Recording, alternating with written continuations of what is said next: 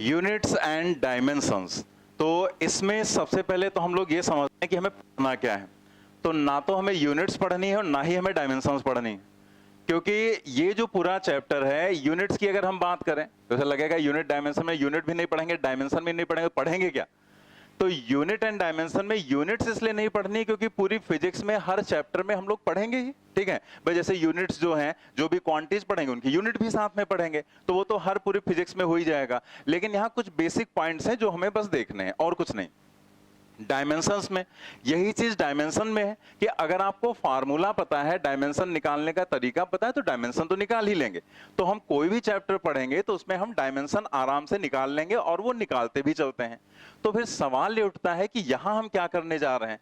तो यहां हम लोग जो डायमेंशंस पे बेस्ड क्वेश्चंस होते हैं, मतलब थोड़ा सा डायमेंशंस के बारे में समझ लेंगे कि क्या होता है, और जो डायमेंशंस पर बेस्ड प्रॉब्लम्स होती हैं, क्वेश्चंस उस पर बेस्ड कैसे बनाए जाते हैं, वो क्वेश्चंस हमें यहां पर देखने हैं, ठीक है। बाकी डायमेंशंस निकाल के कोई रटने की चीज थोड़े है। जैसे अगर हम आपसे कहें मैग्नेटिक फ्लक्स की डायमेंशन क्या होगी, तो अगर आपको मैग्नेटिक फ्लक्स का फार्मूला पता है या मैग्नेटिक फ्लक्स की यूनिट पता है तो आप डायमेंशन तो निकाल ही लोगे, तो उसे रटने की जरूरत नहीं हमें, ठीक है। कुछ बेसिक डायमेंशंस होती है जो हम लोग याद कर लेते हैं कि चीजों को हम ज्यादा आसानी से कर सकें, अदरवाइज हमें कोई जरूरत नहीं है डायमेंशंस रटने की, ठीक है। तो हम लोग यहाँ पर यूनिट्स और डायमेंशंस पर बेस्ड जो प्रॉब्लम्स हैं, तो कुछ बेसिक कॉन्सेप्ट और प्रॉब्लम्स हम लोगों को समझने हैं, ठीक है। यही हम लोगों को यहाँ पर करना है। तो सबसे पहले जैसे हम यहां पर बता दें कि स्टार्ट हम लोग कहां से करेंगे। जैसे फिजिकल क्वांटिटीज से हम लोग स्टार्ट करते हैं कि फिजिकल क्वांटिटीज कितने तरह की होती हैं। फिजिकल क्वांटिटीज कितने तरह, भौतिक राशियां जिसको बोलते हैं, कितने तरह की होती हैं? 7 तरह की। हाँ, 2 तरह की। कंफ्यूजन हो गया ना। अब फिर से सोच के बताओ, फिजिकल क्वांटिटीज भौतिक राशियां कितने तरह की होती हैं? अभी भी 2 आंसर आ रहा है। देखो, फिजिकल क्वांटिटीज बोल रहे हैं, फंडामेंटल नहीं। आप समझ में आए गड़बड़? फिजिकल क्वांटिटीज 2 तरह की होती है। जितने लोगों ने 2 बताया था उनका आंसर सही है, लेकिन जितने लोग 7 बोल रहे थे वो फिजिकल नहीं। इसका जो ये पॉइंट आपने देखा अभी यहां पर जो गड़बड़ी की, तो ये क्यों हुई? मतलब ऐसे आपको पता था ना कि 2 तरह की होती हैं, कि 7 तरह की फिजिकल क्वांटिटी। जैसे जिन लोगों ने 7 कहा तो उन लोगों को ये चीज पता था ना कि भौतिक राशियां नहीं बल्कि हम फंडामेंटल की बात करते हैं, वो 7 होते हैं। मतलब आपने क्वेश्चन ध्यान से नहीं समझा। यही गड़बड़ी होती है एग्जाम में, जब आप कोई क्वेश्चन ध्यान से नहीं समझते हैं। और ये सबसे ज्यादा प्रॉब्लम होती है बायो में, ठीक है। अब आप कहें आप फिजिक्स पढ़ाओ, बायो का लेक्चर मत, ठीक है। देखो, बायो में ही सबसे प्रॉब्लम होती है ज्यादा। बायो में होता क्या है कि उसमें देखकर टिक करना होता है बस आपको, उसमें कोई कैलकुलेशन तो होता नहीं। शायद कहीं होता हो थोड़ा बहुत, मुझे नहीं पता है। एक कुछ ऐसा कोई एक टॉपिक होता है जहां पर थोड़ा बहुत होता है कुछ, ठीक है। मुझे बस इतना पता है, लेकिन क्या होता है कहां होता है वो हमें कुछ नहीं पता। लेकिन बाकी पूरी बायो में तो थ्योरेटिकल चीजें होती हैं। तो इसलिए वहां पर सबसे बड़ी प्रॉब्लम यही होती है कि आपने पढ़ा, क्वेश्चन ध्यान से नहीं पढ़ा, या जल्दबाजी में पढ़ लिया, क्वेश्चन सही से ध्यान नहीं दिया और वो आपका गलत हो गया, ठीक है। तो इसलिए हमें ध्यान ये देना है कि जब हम कोई क्वेश्चन पढ़े तो ध्यान से समझे कि वो क्वेश्चन क्या है। तो हम लोग क्वेश्चन को ध्यान से समझे कि फिजिकल क्वांटिटीज की बात कही थी, ना कि हमने बेस क्वांटिटी की। फिजिकल क्वांटिटी हिंदी में बोलते हैं भौतिक राशियां, और वो होती हैं 2 तरह की, ठीक है। तो हम लोग सबसे पहले ये समझें कि फिजिकल क्वांटिटी हम किसे कहते हैं। मतलब वो 2 होते हैं, 7 होते तो बाद की बात है। फिजिकल क्वांटिटीज को हम कैसे डिफाइन करेंगे? तो फिजिकल क्वांटिटीज को हम लोग डिफाइन करते हैं किस तरह। जैसे अब ये कोई क्वेश्चन तो आपसे पूछा नहीं जाएगा एग्जाम में कि फिजिकल क्वांटिटी को डेफिनेशन लिखे, वहां डेफिनेशन तो लिखना नहीं। लेकिन हम फिजिक्स पढ़ने जा रहे हैं तो हमको इतना तो पता होना चाहिए ना कि भौतिक राशियां अगर कोई हमसे पूछ दे, हमारा कोई छोटा भाई बहन आपका, कि भैया बताओ फिजिकल क्वांटिटी किसे कहते हैं, भाग जाओ यहां से। हम छोटे मोटे क्वेश्चन नहीं हैंडल करते हैं, ठीक है। बड़ा अच्छा क्वेश्चन लेकर आओ, पता लगा पता ही नहीं किसे कहते हैं। तो फिजिकल क्वांटिटीज या भौतिक राशियां कैसे डिफाइन की जाती हैं वो हमें देखना है, ठीक है। तो हम लोग यहां पर स्टार्ट करते हैं इसी पॉइंट से।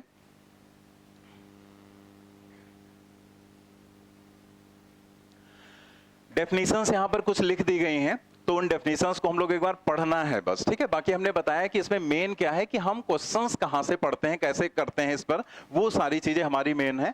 तो बाकी थोड़ा बहुत डेफिनेशंस आनी चाहिए। जैसे यहां पर लिखा गया, फिजिकल क्वांटिटीज हिंदी में भौतिक राशियां बोलते हैं। All quantities in terms of which laws of physics can be expressed and which can be measured. ये बहुत इंपॉर्टेंट पॉइंट है, and which can be measured. मतलब हम फिजिक्स के लॉज को एक्सप्रेस कर सकें और साथ ही साथ उनको मेजर किया जा सके, are called physical quantities. For example length, mass, acceleration, force, कुछ भी है ये फिजिकल क्वांटिटी। यहां हमें फंडामेंटल की बात नहीं करना। अगर फंडामेंटल कहा जाए तो वो सिर्फ लेंथ और मास है, ये डेराइव्ड है, ठीक है, आगे हम लोग समझेंगे। लेकिन ये सभी फिजिकल क्वांटिटीज हैं, तो जिनके टर्म्स से हम फिजिक्स के लॉज को एक्सप्रेस कर सकें या फिर हम जिन्हें, और साथ में हम जिन्हें मेजर कर सकें। मतलब ऐसी कोई क्वांटिटी आप चूज नहीं कर सकते। जैसे अगर हम कोई भी ऐसी जनरल क्वांटिटी चूज कर लें तो कोई भी हम क्वांटिटी चूज नहीं कर सकते। उसके लिए दोनों कंडीशंस हैं, जिनके टर्म्स में लॉस को एक्सप्रेस कर सकें और साथ ही साथ हम उन्हें मेजर कर सकें, ठीक है। जैसे ये क्वांटिटीज है। अब जैसे मान लिया कोई और भी ऐसे जो चीजें रहती हैं, जैसे सुख हो गया, दुख हो गया, प्यार हो गया, ठीक है, तो क्या इसे आप फिजिकल क्वांटिटी मान सकते हैं? प्यार मेजर तो नहीं किया जा सकता ना भाई। ये थोड़े कहेंगे मेरी मम्मी मुझे 17 किलो प्यार करती हैं, शाम को पापा आके 20 किलो डांट लगाते, 3 किलो हम माइनस में चले जाते हैं। तो ये फिजिकल क्वांटिटी नहीं हो सकती है, ठीक है। इनके टर्म्स में आप कोई लॉस को एक्सप्रेस नहीं कर सकते और ना ही उन्हें मेजर कर सकते हैं, ठीक है। बात आती है यूनिट की। जल्दी जल्दी एक बार हम लोग समझ लेते हैं, बस ज्यादा यहाँ टाइम वेस्ट नहीं करना। अब जैसे यूनिट है, अब यूनिट बहुत इंपॉर्टेंट चीज है। मतलब यूनिट की अगर हम बात करें तो पूरे वर्ल्ड की इकोनॉमी एक तरह से इसी पर डिपेंड कर रही, यूनिट पर, क्योंकि ये एक ऐसी क्वांटिटी बनाई जाती है जो सबको मानना पड़ेगा, यूनिट। और यूनिट किस तरह से हम लोग, क्या होता है यूनिट?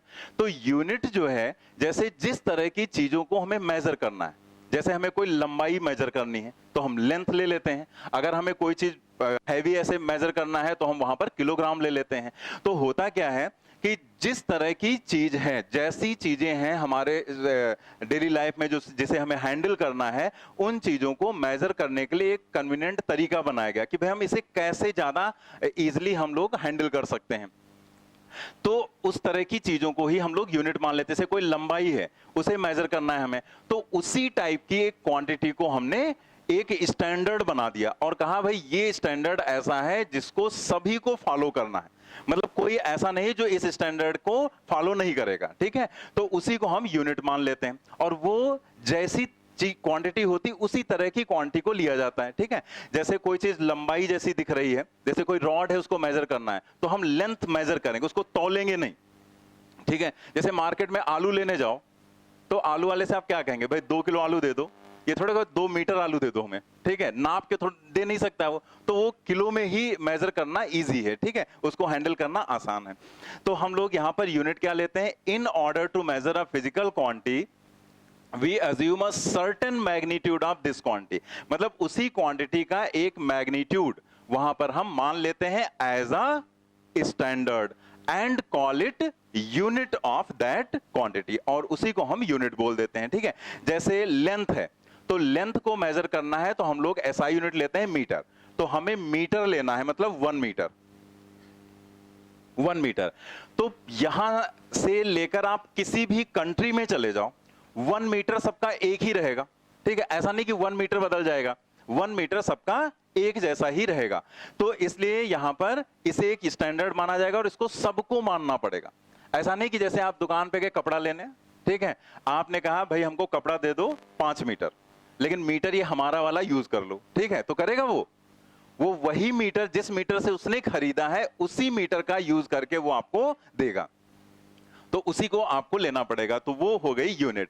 अच्छा, यूनिट के लिए भी जैसे मीटर है तो ऐसे हम लोग दिखा देते हैं, लेकिन इसके लिए भी अलग डेफिनेशंस होती हैं, ठीक है, कि मीटर आप किसे कहेंगे, मतलब 1 मीटर लेंथ क्या है, तो उस 1 मीटर लेंथ को हम लोग कैसे डिफाइन करते हैं। हालांकि इसे याद नहीं करना पड़ता है आपको, लेकिन 1 मीटर लेंथ को डिफाइन करने के लिए हमें कुछ ऐसा करना पड़ेगा जिसमें वेरिएशन ना हो, जिसमें चीजें चेंज ना हो रही हो, तो उसे हम लोग वहां पर यूनिट के फॉर्म में लेंगे।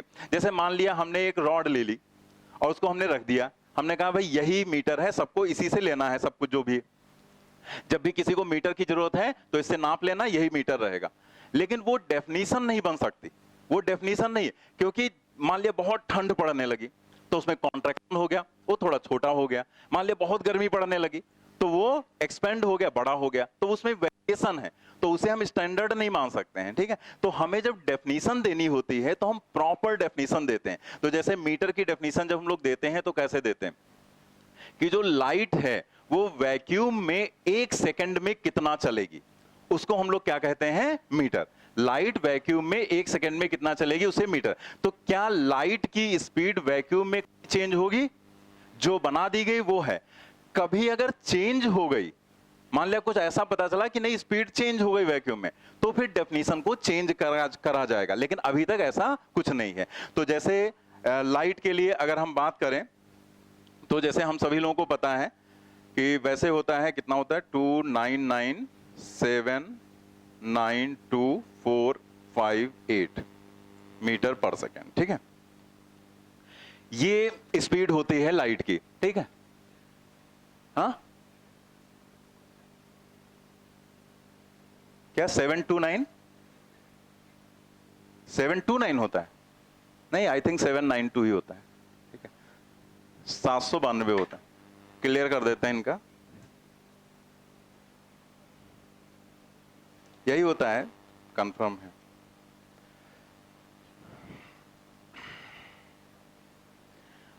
टू 299792458 यही होता है, ठीक है। तो ये लाइट की स्पीड होती है, लेकिन ये संख्या याद रखना बहुत मुश्किल काम होता है, इसलिए इसको राउंड ऑफ करके हम लोग याद रखते हैं 3 × 10⁸, ठीक है। 1 2 3 4 5 6 7 8, यहां पे डेसिमल लगाएंगे, इंटू 10⁸ कर देंगे, उसको राउंड ऑफ करके 3 × 10⁸ कर लेंगे। तो क्या है कि 1 सेकंड में, या कह दें इतने मीटर, जैसे ये इतनी क्वांटिटी जो है तो इतने मीटर हो गया, तो हम लोग कह देंगे 299792458 metre implies that 1 second, 1 second में इतने मीटर चलेगा। तो 1 मीटर चलने में कितना टाइम लगेगा, तो 1 अपान ये आ जाएगा। तो उतने सेकंड में लाइट जितनी डिस्टेंस चलेगी उसको हम 1 मीटर कहेंगे, वो हमारा हो गया स्टैंडर्ड। अब उस वैल्यू को निकाल कर मीटर बना लिए जाते हैं, ठीक है। तो ये डेफिनेशन, लेकिन इनको हमें याद नहीं करना है, जैसे बुक्स में आपको दिख जाएगा, लेकिन आपको उसे रटना नहीं है, याद नहीं करना है। एनसीईआरटी में प्रॉपर नीचे दिया गया है, मैं पढ़ के सुना देता हूं क्या लिखा हुआ है। The values mentioned have need not be remembered or asked in a test. मतलब ना तो इन्हें याद करने की जरूरत है और ना ही ये टेस्ट में पूछे जाएंगे आपसे, ठीक है। प्रॉपर एनसीईआरटी में मेंशन कर दिया गया, इसलिए मीटर की या सेकंड की जो डेफिनेशंस हैं उन्हें रटने की जरूरत नहीं। बस एक बार आपको हमने समझा दिया कि ऐसे ये होता है और इसे हम यूनिट कहते हैं। बस एक बार जनरल नॉलेज के लिए आपके ये चीजें हो गई। आगे हम लोग बढ़ते हैं, यहां पर इसको हटा देते हैं। आगे हम लोग देखते हैं यहां पर क्या है, characteristics of a physical standard, ठीक है। फिजिकल स्टैंडर्ड जो हम मानेंगे, जैसे जो यूनिट्स हैं उसको हम मानेंगे, तो उसका स्टैंडर्ड क्या होगा? तो पहला होगा वेल डिफाइंड, मतलब सही तरीके से डिफाइन किया जाना चाहिए, जैसे भी बताया गया यहां पर। दूसरा क्या है, इनवेरिएबल, मतलब कॉन्स्टेंसी, यानी कि वो कांस्टेंट, ये नहीं कि कभी कुछ हो गया कभी कुछ हो गया, वेरिएशन नहीं होना चाहिए। एक्सेसिबिलिटी, या उसको हम कहेंगे इजी अवेलेबिलिटी, इजिली अवेलेबल हो, ठीक है। मतलब ये ना हो कि बहुत ऐसा हो कि हमें सही से वो पता ही नहीं चले कि क्या है, इजिली अवेलेबल हो, जहां जरूरत हो हमें मिल जाए। रिप्रोड्यूसिबिलिटी, मतलब उसको हम दोबारा रिप्रोड्यूस कर सकें आसानी से। और कन्वीनियंट इन यूज, कन्वीनियंट भी होना चाहिए, यूज करने में आसान, ऐसा नहीं कि हमें कुछ नापना है तो हमारे लिए वो इतना कॉम्प्लिकेटेड है कि हम नाप ही नहीं पा रहे हैं, तो ऐसा होता नहीं। जैसे आप जितने भी आप देखो यूनिट्स वगैरह, उनसे बहुत इजिली मेजरमेंट किए जा सकते हैं। जैसे मान ले लेंथ है, लेंथ मेजर करना, हमारे पास मीटर होता है, ठीक है, हम मीटर से मेजर कर लेते हैं। कभी मीटर नहीं है, जैसे आपने देखा इसमें क्या लिखा गया, रिप्रोड्यूसिबिलिटी। आप कभी इलेक्ट्रिक की दुकान पे चले जाओ, जो वो बेचते हैं बल्ब वगैरह, ठीक है, उसकी दुकान पे चले जाओ, उनसे आप तार मांगो, मतलब हमने कहीं भी देखा है जहां भी, उनसे आप वायर मांगो, वो कभी भी मीटर का यूज नहीं करते हैं। उनका जो टेबल होता है उसी पे वो निशान बना रखते हैं। मतलब ये क्या है, और नापोगे तो एग्जैक्ट मिलेगा आपको, तो देंगे नहीं, वरना दौड़ा लोगे तुम उसको। तो यहां पर उनका एक मेजरमेंट उन्होंने बना लिया। अब ये क्या है, रिप्रोड्यूस कर लिया उन्होंने मीटर को, अब इसी से वो नाप नाप के आपको दे देते हैं। तो ये क्या है, इजिली अवेलेबल भी है और रिप्रोड्यूस भी आपने कर दिया उसको, तुरंत जहां जरूरत पड़ती है वहां पर कर लेते हैं। जैसे कबाड़ी वाला आता है आपके यहाँ सामान लेने, रद्दी उद्दी पेपर लेने, तो वो 1 किलो लेकर आता है नॉर्मली, लेकिन वहीं वो क्या करता है, आप ही के रद्दी पेपर उठाएगा और 2 किलो बना लेगा, फिर उसको इधर 1 किलो नापेगा, फिर इसको इधर रख लेगा, वो कितना बन गया, 2 किलो बन गया। अब उससे वो मेजर कर लेता है। तो मतलब आसानी प्रोड्यूस किए जा सकें और कन्वीनियंट भी होता है यूज में, ये सारी कैरेक्टरिस्टिक्स होती है। नेक्स्ट पॉइंट पर हम लोग आते हैं।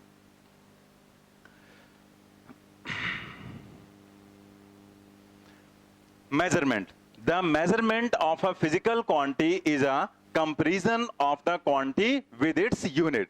To express the measurement of any physical quantity, we require two things. अब जैसे जब हम मेजरमेंट करते हैं तो मेजरमेंट में हम लोग क्या करते हैं? मेजरमेंट जब भी हम लोग करते हैं तो हम लोग कंपेयर ही तो करते हैं। जैसे हमारे पास ये 1 मीटर की लेंथ है, लेकिन हमें एक रॉड मेजर करनी है जिसकी लेंथ है 10 मीटर, ठीक है? तो हमारा यूनिट क्या है? 1 मीटर। तो हम इसको क्या लिख सकते हैं? 10 इंटू 1 मीटर।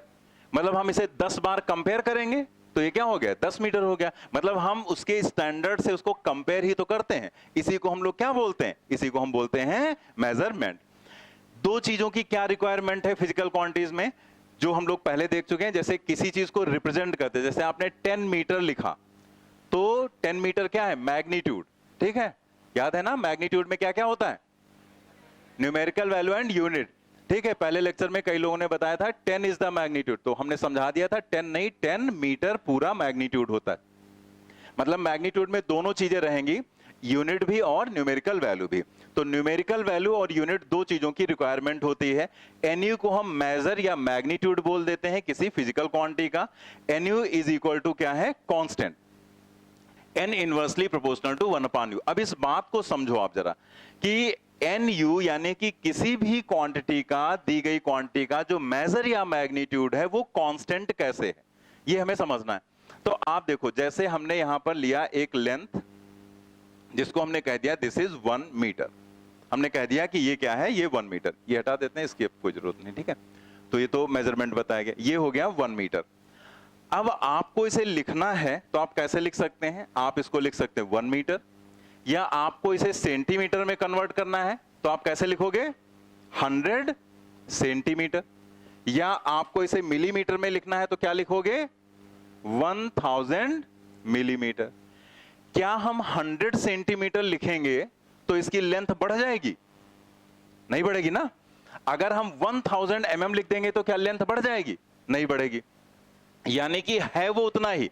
तो अगर देखें तो न्यूमेरिकल वैल्यू और यूनिट ये मिलकर क्या है? मैग्नीट्यूड। तो मैग्नीट्यूड इसका जो है वो क्या है? कांस्टेंट। चाहे ये लिखो, चाहे ये लिखो, चाहे ये लिखो, इसकी वैल्यू पर कोई फर्क नहीं पड़ना। इसकी लेंथ जितनी है उतनी ही रहेगी, ठीक है? अब आप यहां पर ऐसे इसको लिख सकते हैं, जैसे ये एक पर्टिकुलर न्यूमेरिकल वैल्यू हो गई, एक यूनिट हो गई, तो इसको हम लिख सकते हैं N1 U1। ये क्या हो जाएगा? N2 U2। मतलब ये दूसरा सिस्टम है, सेंटीमीटर वाला है, तो सेंटीमीटर में U2 यूनिट हो गई, N2 न्यूमेरिकल वैल्यू हो गई। और इसी तरह से यहां पर ये क्या हो गया? N3 and U3। तो हम क्या देख रहे हैं? N1 U1 is equal to N2 U2 is equal to N3 U3।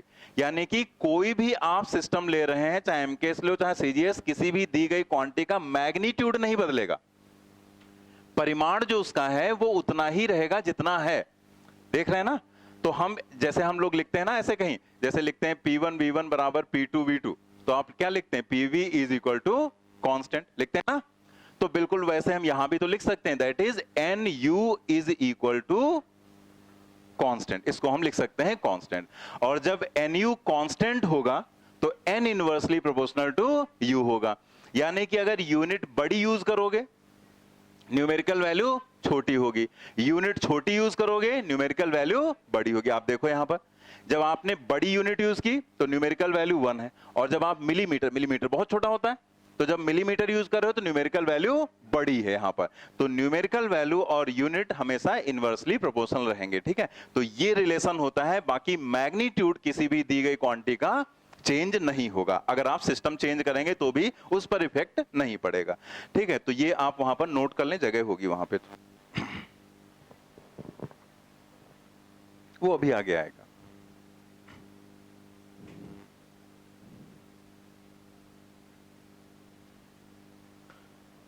Note कर लेना आपने।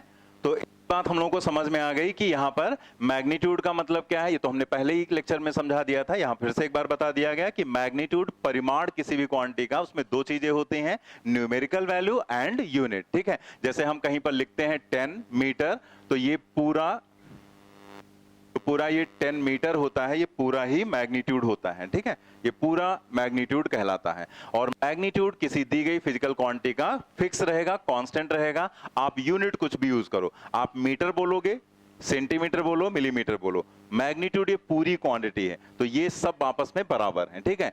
अगर आप यूनिट चेंज करते हैं तो न्यूमेरिकल वैल्यू चेंज होती है। यूनिट छोटी होगी तो न्यूमेरिकल वैल्यू बड़ी हो जाएगी। आपके सामने है, यूनिट छोटी है, न्यूमेरिकल वैल्यू बड़ी है। यूनिट बड़ी है, यूनिट बड़ी हुई, न्यूमेरिकल वैल्यू छोटी हो गई। यूनिट और बड़ी हुई, मीटर और बड़ा होता है, ठीक है, तो न्यूमेरिकल वैल्यू और छोटी हो गई, ठीक है। ये रिलेशन होता है, नीचे लिख दिया गया है। Measure of a physical never depends on the system of units used, ठीक है। मेजर या मैग्नीट्यूड सिस्टम कौन सा यूज कर रहे हैं उस पर डिपेंड नहीं करेगा।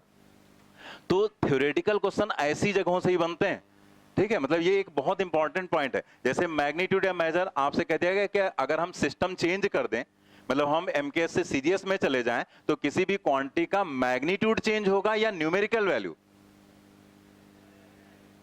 अब इसका मतलब जैसे जिस तरह से आपकी आवाजें आ रही हैं उस तरह से ये, इसका मतलब ये था कि आप ध्यान नहीं दे रहे थे ज्यादा, ठीक है। जो हम पढ़ाए ये तो फालतू चीज है, अभी मतलब का तो स्टार्ट ही नहीं हुआ। ऐसी जगहों से ही क्वेश्चंस बना दिए जाते हैं थ्योरेटिकल, तभी तुम्हें लगता है कि थ्योरेटिकल क्वेश्चन तो हमें पढ़ाए नहीं गए थे, पढ़ाया सब जाता है।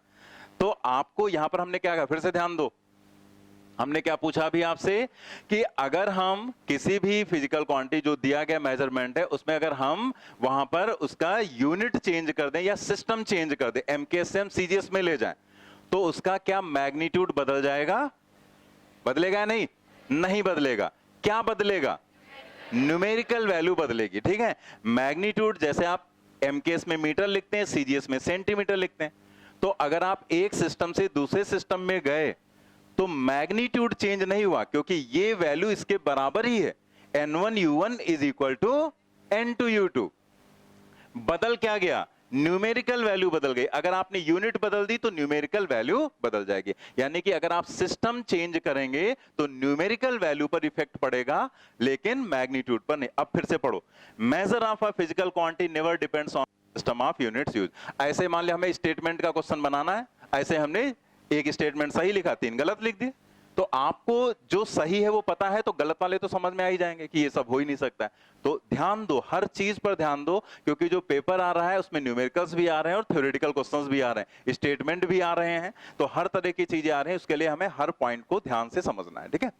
जहां कुछ ऐसे होगा वहां हमने बता ही दिया। जैसे अभी हमने मीटर की डेफिनेशन नहीं लिखाई, क्योंकि वो पूछी नहीं जानी, एनसीईआरटी में साफ ही उसने लिख दिया कि वो पूछा ही नहीं जाएगा, उसको याद करने की जरूरत नहीं है, ठीक है।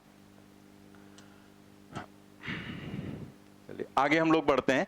यहां पर देखो, यहां पर भी वही चीज है जो आगे हम लोग ये देखने जा रहे हैं, some common units used in practice, ठीक है। तो ये कुछ ऐसी यूनिट्स हैं जो हम लोग प्रैक्टिस में यूज तो करते हैं, लेकिन जब हम फिजिक्स पढ़ते हैं तो ये बहुत ऐसा नहीं हर जगह पर आता है। हर जगह पर क्या आता है? मीटर आएगा, किलोग्राम आएगा, सेकंड आता है, एम्पियर आता है, इस तरह की चीजें आती हैं, सेकंड आता है, आर आता है, ठीक है, मिनट आ जाएगा। लेकिन बहुत सी ऐसी यूनिट्स हैं जो नहीं आती। जैसे कि आप पूरी मैकेनिक्स या फिजिक्स पढ़ते हैं तो हर जगह फर्मी आता है, फर्मी नहीं आता ना, ठीक है। मीटर सब यहीं आ रहा है, सेंटीमीटर आ रहा है, फर्मी नहीं आ रहा है, ठीक है। लेकिन फर्मी भी एक यूनिट है। तो हमें कुछ ऐसी यूनिट्स हैं जहां से मे भी कभी थ्योरेटिकल क्वेश्चन दिया जा सकता है। जैसे हमें यह पता है कि माइक्रो क्या होता है। माइक्रो अगर लिखते हैं तो माइक्रो का मतलब होता है 10⁻⁻⁶। लेकिन अगर माइक्रोन लिखा गया है तो वो एक यूनिट है लेंथ की। माइक्रो का मतलब 10⁻⁻⁶, ये यूनिट नहीं है, ये नंबर है। लेकिन अगर माइक्रोन लिखा गया है तो उसका मतलब होता है माइक्रोमीटर, ठीक है। तो कहीं पर माइक्रोन लिखा तो हम समझ जाएंगे कि वो बोल रहा है 1 माइक्रोमीटर। जैसे हमने लिख दिया 1 माइक्रोन, ठीक है, 1 माइक्रोन, तो 1 माइक्रोन का मतलब फिर 1 माइक्रोमीटर हो जाएगा, ठीक है। बात समझ में आ गई? तो माइक्रोन का मतलब माइक्रोमीटर, सिर्फ माइक्रो का मतलब 10⁻⁻⁶ रहेगा, ठीक है। एंगस्ट्रॉम ऐसे हमें पता ही रहता है, 10⁻⁻10 मीटर होता है। एक्सरे यूनिट होती है, फेम्टोमीटर होता है, या जिसको हम लोग फर्मी बोलते हैं, 10⁻⁻15 मीटर। तो ये हमें थोड़ा सा आइडिया होना चाहिए इनका कि ये जो यूनिट्स ऐसे लिखी गई हैं, मतलब इस तरीके से जो नंबर्स लिखे जाते हैं। Fermi is the unit of for measuring nuclear radii. अब जैसे न्यूक्लियर रेडियाई मेजर करना है तो उसके लिए हम लोग फर्मी यूज करते हैं, ठीक है। उसमें ज्यादा रिप्रेजेंट करना ठीक रहता है, क्योंकि बहुत छोटी वैल्यू है ना, बहुत छोटी, तो उसके लिए एक यूनिट भी बहुत छोटी यूज की गई। तो फर्मी क्या है? 10⁻⁻15 मीटर, ठीक है। तो ये चीजें आपको थोड़ा सा क्लियर होनी चाहिए। फिर आगे जो है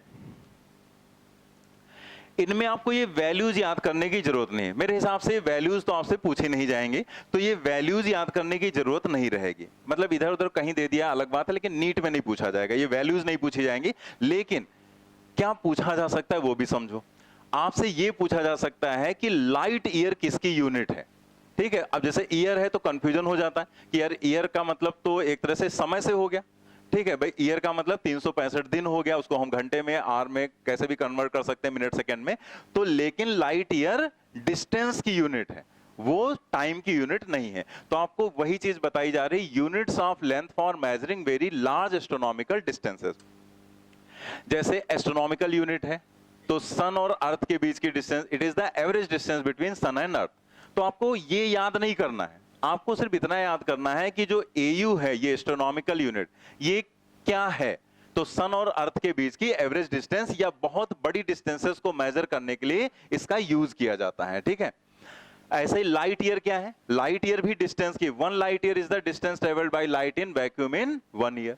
ठीक है, तो जैसे यहां से कोई बहुत दूर गैलेक्सी है, अब उसकी डिस्टेंस को मेजर करना है तो मीटर में थोड़े लिख पाएंगे हम। मीटर में लिखोगे तो कितनी बड़ी नंबर हो जाए, क्योंकि डिस्टेंसेस ही बहुत ज्यादा हैं। तो उसके लिए बहुत बड़ी यूनिट की जरूरत पड़ रही, तो हम लाइट ईयर का यूज कर रहे हैं या एस्ट्रोनॉमिकल डिस्टेंसेस का यूज कर रहे हैं, एस्ट्रोनॉमिकल यूनिट का।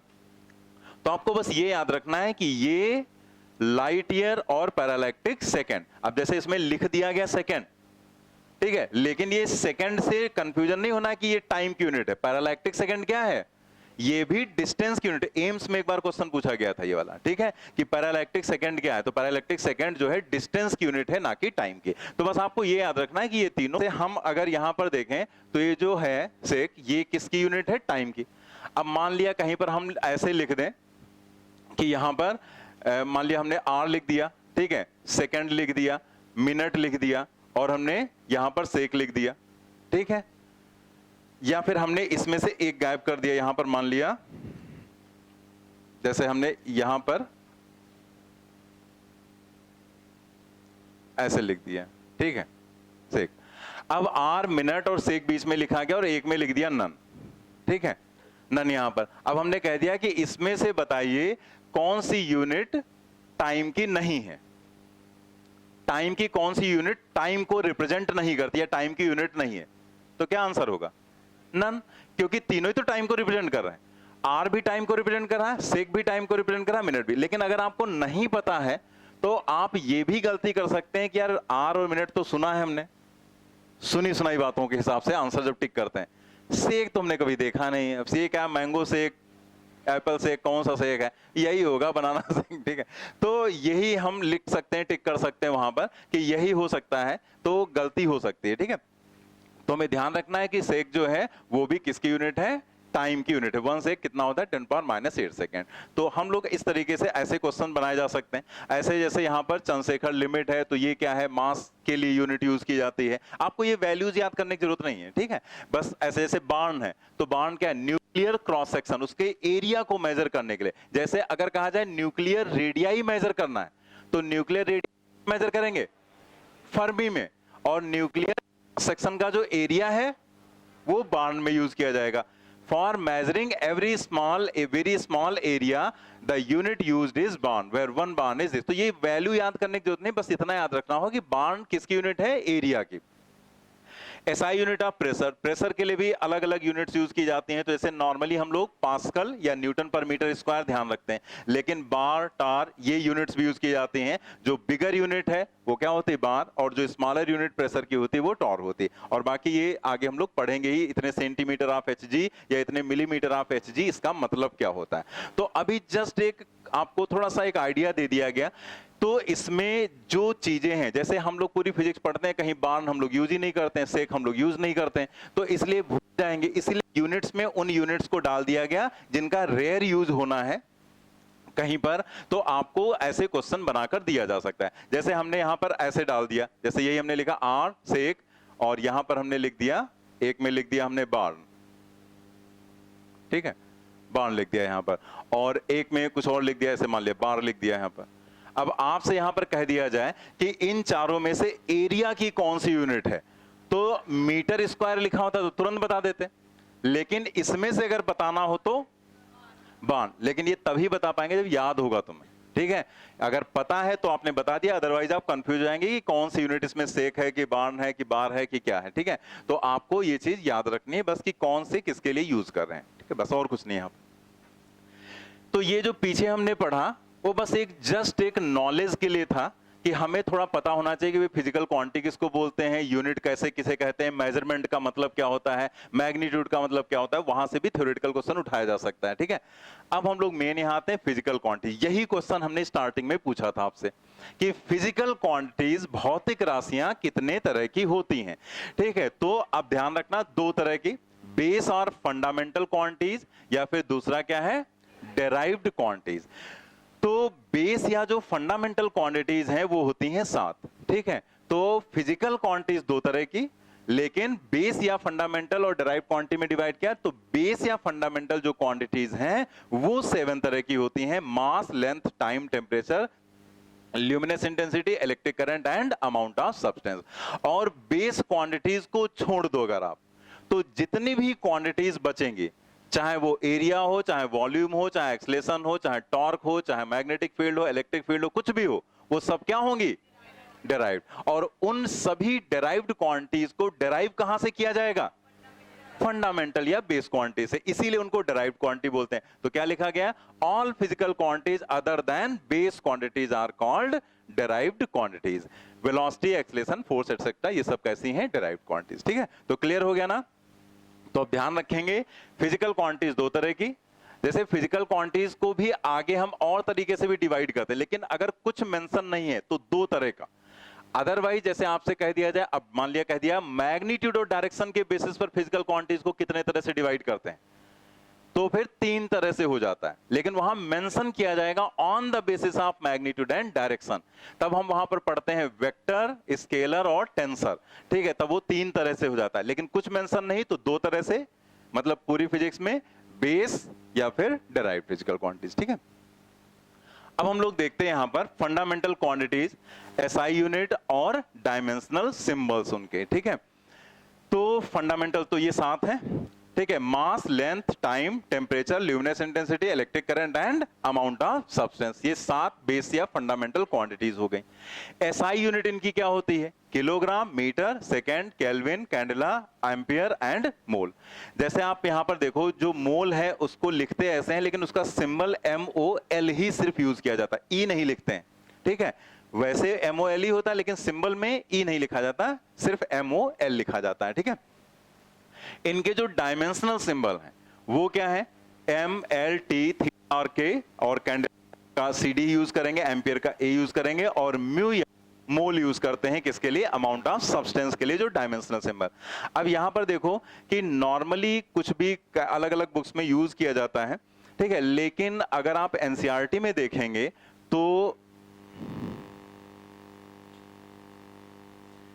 ये जो डायमेंशनल सिंबल टेम्परेचर के लिए है वो आपको K मिलेगा, सब कहीं थीटा नहीं लेते हैं वो, और जो मोल है अमाउंट ऑफ सब्सटेंस के लिए MOL यूज करेंगे। उनकी डायमेंशंस आप देखेंगे उसमें यही 2 सिंबल्स यूज होंगे। आप चाहे तो अपना ऐसे जैसे मैंने बनाया बना भी सकते हैं।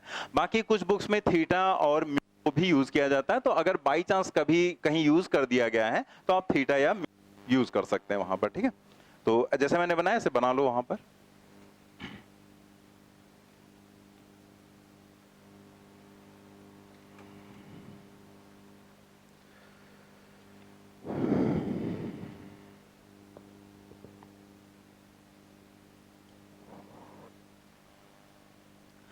अब जैसे एक दिमाग पे क्वेश्चन आता होगा, वैसे तो तुम लोग के दिमाग में ज्यादा क्वेश्चंस आते नहीं हैं, ठीक है, लेकिन फिर भी हम मान लेते हैं कि आएगा, ठीक है, या आया होगा कभी, कि जब ये यूनिट्स के सिंबल्स बना दिए गए तो फिर इन डायमेंशनल की क्या जरूरत पड़ी। ठीक है, मतलब जैसे ये तो बना ही दिया गया था, तो फिर ये क्यों बनाया गया डायमेंशनल सिंबल अलग से। ये डायमेंशंस नहीं है, ये डायमेंशनल सिंबल्स है। डायमेंशंस इनको नहीं बोलते हैं, ये सिर्फ डायमेंशनल सिंबल्स होते हैं। जैसे आप MLT लिखते हैं तो वो डायमेंशन लिखते हैं, तो डायमेंशनल सिंबल्स होते हैं और उसमें एक पावर्स लगाई जाती हैं, जो पावर्स होती है वो डायमेंशंस होती है, वो भी आगे आएगा। तो ये है सिंबल्स, तो इनकी क्या जरूरत पड़ी यहां पर। तो अब होता यह है कि जैसे हमने आपको एक लेक्चर में बताया था कि फिजिक्स जो है वो क्या है, physics is the study of nature. And its laws, मतलब जो नेचर में लॉज हैं और जो नेचर में चीजें हो रही हैं उनकी स्टडी की गई और एक रूल बना दिया गया। भाई जैसे न्यूटन साहब ने क्या किया, न्यूटन के बैठे हुए थे, जैसे सर पे गिरा सेब, अब जैसे हम लोग होते तो अपना उठाते खा लेते बिना धुले, ठीक है, बस इससे ज्यादा कुछ कर नहीं सकते थे, लेकिन उन्होंने सोचा उसको कि गिरा क्यों, ठीक है, तो उन्होंने ये चीज सोची और उसके बेसिस पर उन्होंने कितना बड़ा लॉ वहां पर डेवलप किया। तो न्यूटन ने वो काम किया जो वहां पर मतलब उनको थिंक किया उसी के बेसिस पर, यानी कि उन्होंने क्या किया, नेचर की स्टडी की और उसके बेसिस पर उन्होंने एक रूल को डेवलप कर दिया, ठीक है, बस यही फिजिक्स है। मैथमेटिक्स जो हम लोग पढ़ेंगे आगे, तो मैथमेटिक्स क्या है, हमने ये भी बताया था, mathematics is just a language of physics, मतलब फिजिक्स के रूल्स को, लॉज को एक्सप्रेस करना है तो आपको लैंग्वेज की जरूरत है। अब लैंग्वेज चूज करने के बाद भी हमें उसमें सिंबल्स की जरूरत पड़ती है। जैसे ऐसे समझ लो कि हम आपसे कहें जैसे एक मूवी है बाहुबली, तो उसकी कहानी सुनाओ, ठीक है, तो बाहुबली जो है वो तो एक मूवी हो गई, उसकी कहानी हो गई, ठीक है, अब उस कहानी को तुम्हें सुनाना है तो क्या करोगे, कोई लैंग्वेज चूज करोगे ना, कौन सी लैंग्वेज चूज करोगे आप पर डिपेंड करता है, हिंदी, उर्दू, फारसी, अरबी, चाइनीज, चाऊ माऊ जो भी है, ठीक है, तो वो जो भी आपको यूज करना वो लैंग्वेज यूज करोगे। लेकिन लैंग्वेज यूज करेंगे लेकिन उसमें पात्र भी तो होते हैं कि भाई ये महेंद्र सिंह बाहुबली हैं, ये कटप्पा हैं, ये वीरभद्र हैं, ठीक है, तो वो पात्र होते हैं तो उनको यूज करना पड़ेगा। अब जैसे बाहुबली है तो उसका किरदार प्रभास ने निभाया, तो वो ऋतिक रोशन भी तो कर सकते थे, बदल सकता था ना, लेकिन उस मूवी में जो भी होता वो बाहुबली के रूप में उसको एंटर कराया जा सकता, लेकिन बाहुबली तो वही रहता ना, उसकी कहानी वही रहती।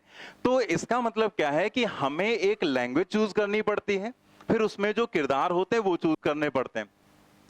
तो ये एक पर्टिकुलर सिस्टम है। अब जैसे लेंथ मेजर करना है तो हम लेंथ को मीटर में भी कर सकते हैं, किलोमीटर में भी कर सकते हैं, लाइट ईयर में भी कर सकते हैं, सेंटीमीटर में भी कर सकते हैं, बहुत अलग अलग है, लेकिन है तो सब लेंथ ही। जैसे यहां से सन तक की दूरी मेजर करोगे वो भी लेंथ है, और अगर हम इस मार्कर की यहां पर जो है डिस्टेंस मेजर करें तो ये भी एक लेंथ है, तो सब लेंथ है। तो मतलब हम मीटर ले रहे हैं, किलोमीटर ले रहे हैं, सेंटीमीटर ले रहे हैं, इंच ले रहे हैं, फुट ले रहे हैं, कुछ भी ले रहे हैं, लेकिन है वो लेंथ। तो ये हुआ कि यहां से तो कंफ्यूजन हो जाएगा, भाई ये अगर हम किलोग्राम यूज कर लेंगे तो भाई ये तो इनकी अपना पर्सनल हो जाएगा इनका, कि भाई ये और कोई यूज नहीं करेगा, ये हमारा पर्सनल है केजी। तो ये प्रॉब्लम, तो सेंटीमीटर वाला क्या करेगा, तो सेंटीमीटर वाला क्या करेगा, हमारा सीएम यूज करो तुम, ठीक है, फुट वाला क्या करेगा, वो अपना एफ यूज कराएगा फिर आपसे। तो ये बड़ा कंफ्यूजन हो रहा है कि अलग अलग सब कहीं सिंबल्स बदलते जा रहे हैं।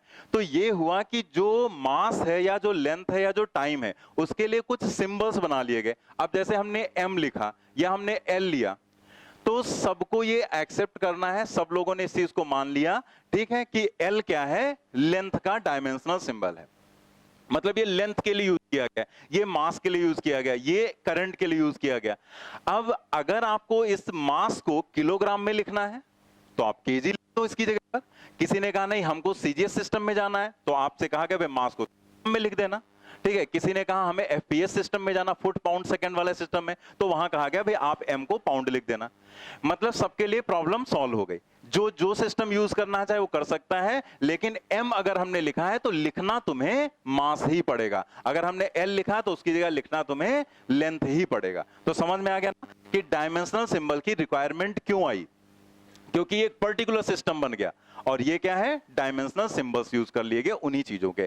तो समझ में आ गई बात। तो सिस्टम वैसे तो पहले सबसे सिस्टम एमकेएस, सीजीएस, एफपीएस ये यूज किए जाते थे, फिर बाद में क्या हुआ, ज्यादातर एमकेएस सिस्टम यूज किया जाता था, बाद में एक सिस्टम और बना था बीच में, एमकेएसक्यू, ये सिस्टम था। जब चार्ज के बारे में पता चला तो एमकेएसक्यू सिस्टम आया, तो उसमें चार्ज को एज अ फंडामेंटल क्वांटिटी माना गया था। लेकिन बाद में क्या हुआ कि जब करंट के बारे में पता चला और फिर चीजों को देखा गया, उनके बेसिस पर इन 7 क्वांटिटीज को फंडामेंटल माना गया और इनकी अपनी पर्टिकुलर यूनिट, यानी कि चार्ज को हटाकर उसकी जगह कौन आ गया, करंट आ गया, ठीक है।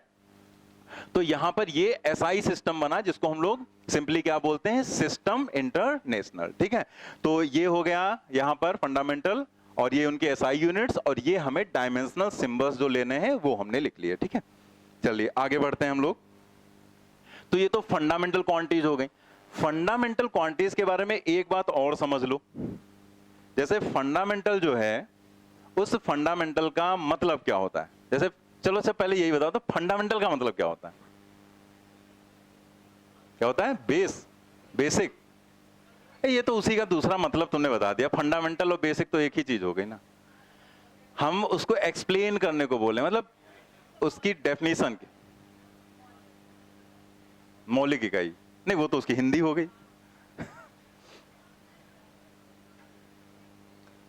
फंडामेंटल जो है उस, अरे तुमको फंडामेंटल का फंडा ही नहीं पता है कि व्हाट इज फंडामेंटल, और यूज खूब करते होगे फंडामेंटल।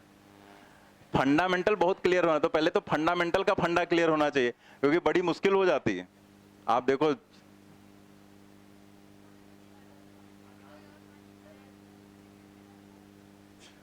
अब तुम्हें फंडामेंटल का फंडा तो आता नहीं है, तो हम फंडा हटा देते हैं यहां से। तो फंडा नहीं आएगा तो आगे देख लो क्या बच रहा है, ठीक है? तो फंडामेंटल का फंडा आना चाहिए तुम्हें।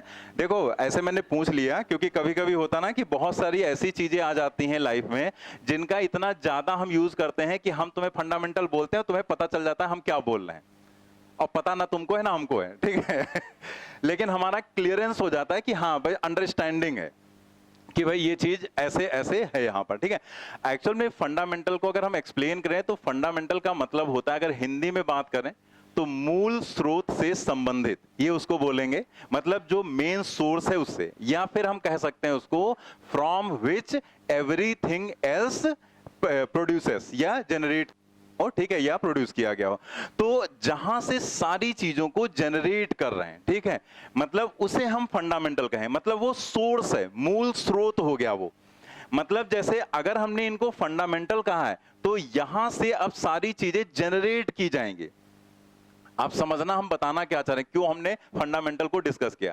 तो फंडामेंटल का मतलब क्या हुआ कि जहां से बाकी चीजों को डेवलप किया गया हो, from which everything else develops, तो जहां से बाकी चीजों को डेवलप किया गया, मतलब वो सोर्स बन गया। तो अब हम सोर्स को ही अपना सब कुछ मान लेंगे और उसी से सारी चीजों को डेवलप करेंगे। यानी कि इस सोर्स को हम किसी दूसरे के टर्म में एक्सप्रेस नहीं कर सकते हैं। यही मेन पॉइंट समझना था हमें, और ये बहुत बड़ा एक थ्योरेटिकल क्वेश्चन बनता है, बहुत बढ़िया थ्योरेटिकल क्वेश्चन बनता है कि क्या हम मास को टाइम के टर्म में रिप्रेजेंट कर सकते हैं? कर सकते हैं? नहीं। क्या हम लेंथ को टेम्परेचर के टर्म में लिख सकते हैं? नहीं, हम नहीं लिख सकते। मतलब किसी भी एक फंडामेंटल क्वांटिटी को किसी दूसरी फंडामेंटल क्वांटिटी के टर्म में आप कभी भी एक्सप्रेस नहीं कर सकते हैं, ठीक है? स्टेटमेंट के क्वेश्चन में इसका यूज किया जाता है। तो एक काम करिए आप, जैसे हमने स्पेशली वहां कोई ज्यादा जगह तो छोड़ी नहीं थी, तो फिर भी जैसे आगे ये लिखा होगा ना सप्लीमेंट्री यूनिट्स, ठीक है? तो इसके साइड में थोड़ी सी ऐसे जगह होगी यहां पर, है ना? वहां पर लिख लो, जैसे उसी के बिल्कुल नीचे मत लिखना, वहां दूसरी चीजें लिखनी है। जैसे सप्लीमेंट्री यूनिट अभी हम लोग डिस्कस करेंगे तो इसके साइड में इधर जगह पड़ी होगी थोड़ा सा, तो वहां एक लाइन खींच के नोट में लिख लो जो हम बोल रहे हैं, लाइन खींच के नोट में लिख लेंगे। इंपॉर्टेंट पॉइंट है थ्योरेटिकल क्वेश्चंस के लिए, लिखेंगे। समझ गए ना कहां पर लिखना है? लिखेंगे वहां पर एनी फंडामेंटल क्वांटिटी, वहीं पर लिख लेंगे any fundamental quantity, any fundamental quantity can never be represented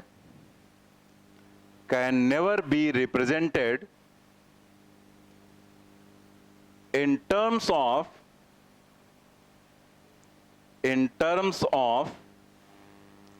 any other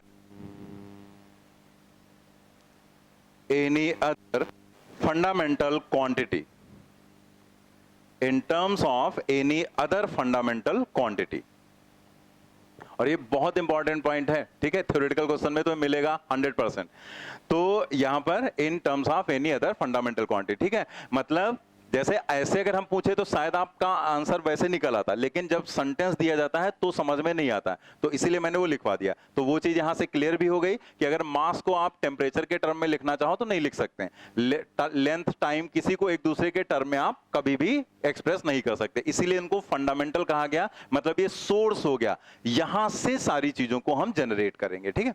चलिए आगे बढ़ते हैं। सप्लीमेंट्री यूनिट्स, सप्लीमेंट्री यूनिट्स का मतलब क्या है कि जो कुछ ऐसी चीजें होती हैं जिनमें इन चीजों का रिक्वायरमेंट हो। जैसे जब हम सर्कुलर मोशन करते हैं तो सर्कुलर मोशन में एंगल का बहुत एक इंपॉर्टेंट रोल आता है। तो ये दो यूनिट्स यूज की गई जो सप्लीमेंट्री यूनिट्स कहलाती हैं, जिसमें एक है रेडियन और दूसरा है स्टेरेडियन। ठीक है, तो रेडियन क्या है और स्टेरेडियन क्या है थोड़ा सा समझ लेते हैं। बाकी ये स्टेरेडियन वाला जो ये सॉलिड एंगल वाला है ये कॉन्सेप्ट आपके मतलब का है नहीं, क्योंकि कुछ चीजें जैसे पहले थी, एक फोटोमेट्री चैप्टर हुआ करता था तो वो अभी नहीं पढ़ना रहता हम लोगों को, उसमें यूज होता था ये। और बाकी ये आपके लेवल में जरूरत इसकी पड़ेगी नहीं कहीं पूरे फिजिक्स में, लेकिन एनसीईआरटी में दिया गया है दोनों का मतलब, क्योंकि सप्लीमेंट्री यूनिट्स हैं तो आपको पता होना चाहिए बस। तो सप्लीमेंट्री यूनिट में रेडियन, या इसे हम लोग बोलते हैं it is the unit of plane angle, simple angle, angle भी बोल सकते हैं या प्लेन एंगल बोल देते हैं। तो ये प्लेन एंगल क्या होता है, जैसे हम सिंपली इस तरह से दो लाइंस ड्रॉ करते हैं, ठीक है, कहीं पर भी, और जैसे हम कहते हैं ये 30 डिग्री है, तो ये क्या है, ये प्लेन एंगल होता है। ठीक है, मतलब ये 2 डायमेंशन में ऐसे हमने रिप्रेजेंट कर दिया, ये एक प्लेन एंगल है। तो प्लेन एंगल को हम लोग डेल्टा थीटा से रिप्रेजेंट कर रहे हैं, और ये यहां पर इसे हम डेल्टा एस को आर्क बोल देते हैं। ठीक है, आर्क बोल देते हैं। और ये क्या है, रेडियस, और ये क्या हो गया, एंगल, प्लेन एंगल। तो सिंपली एक रिलेशन होता है जो कि सबको याद भी होगा, angle is equal to arc by radius. Hindi में बोलते हैं कोण बराबर चाप बटे त्रिज्या। तो delta theta delta S upon R, और इसकी यूनिट क्या होती है, रेडियन होती है। ठीक है, प्लेन एंगल के लिए हो गया। थोड़ा सा हम लोग सॉलिड एंगल देख लेते हैं। जैसे steradian, it is the unit of solid angle. अभी लास्ट ईयर क्वेश्चन पूछा गया था, ठीक है, तो उसमें ये दोनों के लिए पूछा गया था, एक क्वेश्चन था, तो वो भी हम बाद में बता देंगे आपको। ठीक है, steradian it is the unit of solid angle. तो स्टेरेडियन क्या है और सॉलिड एंगल क्या है। सॉलिड एंगल को समझने के लिए एक डायग्राम यहां पर दिखाया गया है। ऐसे हमने सर्किल, यहां स्फीयर बनाया है, ये सर्किल नहीं है, स्फीयर है। तो जैसे जो स्फीयर है उसके ऊपर एक छोटा सा एरिया ऐसे ले लिया गया, जैसे ये मान लीजिए स्फीयर होता, तो स्फीयर के ऊपर हम ऐसे एक छोटा सा एरिया लेते हैं, जैसे बॉल है, बॉल के ऊपर एक एरिया लेते हैं हम छोटा सा, और इस एरिया को हम पूरा ऐसे सेंटर से मिलाते, सारे पॉइंट जितने ये पॉइंट हैं इन सभी पॉइंट को हम सेंटर से मिलाते। तो जब आप सेंटर से मिलाते तो एक कोन जैसा बन जाता ना, ऐसे कोन जैसा, जिसमें कुल्फी खाते हैं, ठीक है, तो वो कोन बन जाता।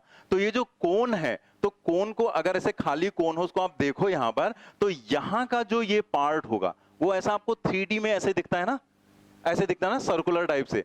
तो वो जो कोन आपको ऐसे दिख रहा है यहां पर, ये वाला, तो ये जो एक है यहां पर, ये रिप्रेजेंटेशन है, यही सॉलिड एंगल होता है। इसी को हम लोग सॉलिड एंगल बोलते हैं। मतलब एक तरह से हम कहते हैं कि हम एंगल को 3 डायमेंशन में रिप्रेजेंट कर रहे हैं, इस तरह से कि कोई भी एक पर्टिकुलर एरिया है, उस एरिया के सारे पार्ट्स को यहां पर हमने मिलाया, तो यहां पर ये जो एंगल बन रहा है ये वाला, इसी को हम लोग नाम दे देते हैं सॉलिड एंगल। ठीक है, बस यही इतना आपको समझना है। मतलब वो एक, जैसे ये तो हमें बड़ी आसानी समझ में आ जाता है, तो वो हमारा यूज होता नहीं ज्यादा, तो हमें उसे प्रॉब्लम होती है समझने में। तो आपको ज्यादा समझना नहीं है, बस उसमें ये समझना है कि जैसे कोन होता है, तो कोन इस पॉइंट पर मिल रहा है, इस पॉइंट पर, तो इस पॉइंट पर ये जो एंगल दिखेगा आपको, एक शेप जो ये दिख रहा है आपको, उसी को हम लोग बोल देते हैं सॉलिड एंगल। ठीक है, तो ये सॉलिड एंगल कैसे डिफाइन करते हैं, delta theta is equal to delta A upon R. यहां डेल्टा थीटा नहीं होगा, सॉरी,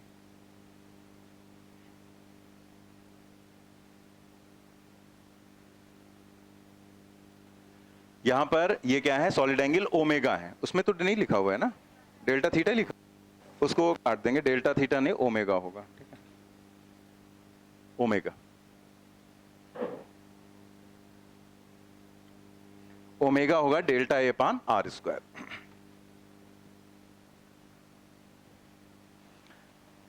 तो एक तरह से ये आपको हेल्प करता है ये चीज बताने में कि कितना एरिया कवर हो रहा है अगर इतना सॉलिड एंगल है तो। ठीक है, कितनी डिस्टेंस पर जाएंगे, इसको हम थोड़ा सा और एक्सप्लेन कर दे रहे हैं। जैसे आप ऐसे सोचो, कैसे हम ये रूम में सारी लाइट्स को बंद कर दिया जाए, फिर हम एक टॉर्च जलाएं यहाँ पर, तो जैसे टॉर्च सभी ने देखा है, तो जब आप टॉर्च जलाते हैं ऐसे दीवार पर करते हैं तो एक फोकस बनता है, ठीक है, गोल गोल सर्किल जैसा बन जाता है ना, तो एक फोकस बनता है वहां पर गोल। अब आप उस टॉर्च को दूर लेकर आओ, ठीक, तो क्या होता है, बड़ा हो जाता है ना, सभी ने करके देखा होगा। नजदीक ले जाते हैं वो गोला छोटा हो जाता है, दूर लाते हैं तो वो बड़ा हो जाता है। मतलब क्या हुआ, जब हम डिस्टेंस बढ़ा रहे हैं तो वो कवर्ड एरिया इंक्रीज कर रहा है, लेकिन वो एंगल चेंज नहीं हो रहा है। क्या आपने टॉर्च का कंस्ट्रक्शन बदल दिया, कुछ नहीं बदला आपने। ठीक है, तो जैसे अगर हम ऐसे लिखते से यहां पर कहीं पर हम इस तरह से बनाते हैं, अगर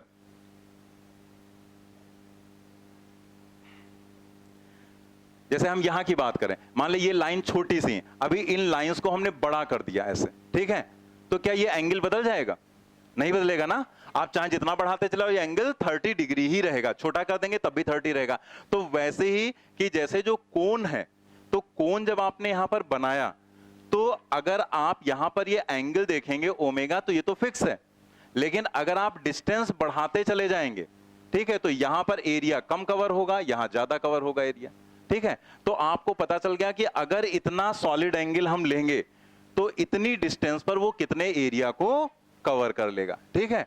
तो थोड़ा सा समझ में आ गया कि उसका क्या यूटिलाइजेशन हो सकता है। बाकी और भी चीजें होती हैं इसमें रिलेटेड, बट हम लोग के चूंकि मतलब का नहीं, इसलिए बहुत ज्यादा डिस्कशन करने का कोई मतलब है नहीं यहां पर। तो थोड़ा आइडिया देना था कि रेडियन क्या है और स्टेरेडियन क्या है, ये प्लेन एंगल के लिए, ये सॉलिड एंगल के लिए, ठीक है। ये दोनों की यूनिट्स होती हैं, इसकी यूनिट क्या है रेडियन, और इसकी यूनिट क्या है स्टेरेडियन है, ठीक है।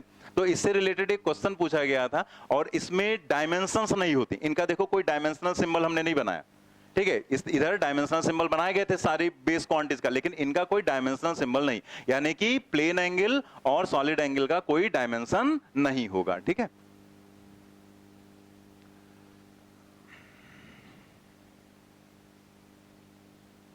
सबसे लास्ट वाला क्वेश्चन देखो, सबसे लास्ट वाला क्वेश्चन, वो आप क्या पूछा गया था, मैंने 22 में तो मैंने डाल दिया था। ये देखो सामने लिखा हुआ है, सामने देख लो, plane angle and solid angle are, NEET 2022 का क्वेश्चन है। Plane angle and solid angle have dimensions but no units, no units and no dimensions, both units and dimensions, units but, तो क्या आंसर होगा? फोर्थ ऑप्शन हो जाएगा यहां पर कि यूनिट्स तो है रेडियन और स्टेरेडियन, लेकिन उनकी कोई डायमेंशन नहीं है, यानी कि फोर्थ ऑप्शन टिक कर लेंगे वहां पर। तो कर लो, उसमें तो और कुछ करना भी नहीं है ना। जो सबसे लास्ट वाला क्वेश्चन था उसका फोर्थ ऑप्शन आप टिक कर लेंगे, ठीक है। चलिए हम लोग वापस आ जाते हैं फिर।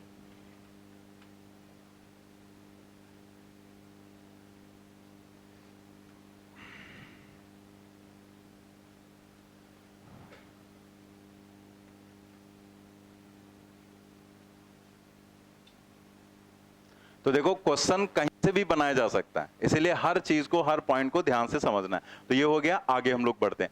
अब हम लोग आ जाते हैं मेन यहां पर कि डायमेंशंस क्या है। Dimensions of a physical quantity, dimensions of a physical quantity are the powers. जो पावर्स हम लोग चढ़ाते हैं उन्हीं को हम डायमेंशंस बोलते हैं। तो वो MLT डायमेंशन नहीं है, बल्कि M के ऊपर जो पावर लिखेंगे या L के ऊपर जो पावर लगाएंगे वो डायमेंशन है। तो dimensions of a physical quantity are the powers raised on the base quantities to represent the given physical quantity. किसी भी दी गई फिजिकल क्वांटिटी को रिप्रेजेंट करने के लिए हम बेस, जो फिजिकल क्वांटिटीज को रिप्रेजेंट करने के लिए जो डायमेंशंस हैं, यानी कि जो सिंबल्स हमने यूज किए थे, उनके ऊपर जो हम पावर्स चढ़ाते हैं उन्हीं को हम लोग बोलते हैं डायमेंशंस। तो वो डायमेंशनल MLT क्या है? डायमेंशनल सिंबल्स हैं, और उनके ऊपर जो पावर्स रेज की जाती हैं वो क्या है? डायमेंशंस, ठीक है। पूरा पॉइंट समझने के लिए हमें कुछ बातें समझनी रहेंगी यहां पर। जैसे हम डायमेंशंस निकालना तो इसमें सबको आता होगा, इसलिए वो हम लिखवा नहीं रहे हैं, लेकिन हम यहां पर फिर भी बता दे रहे हैं आपको, ठीक है। एक बार जल्दी से बता दे रहे हैं कि डायमेंशंस हम लोग लिखते कैसे, निकालते कैसे।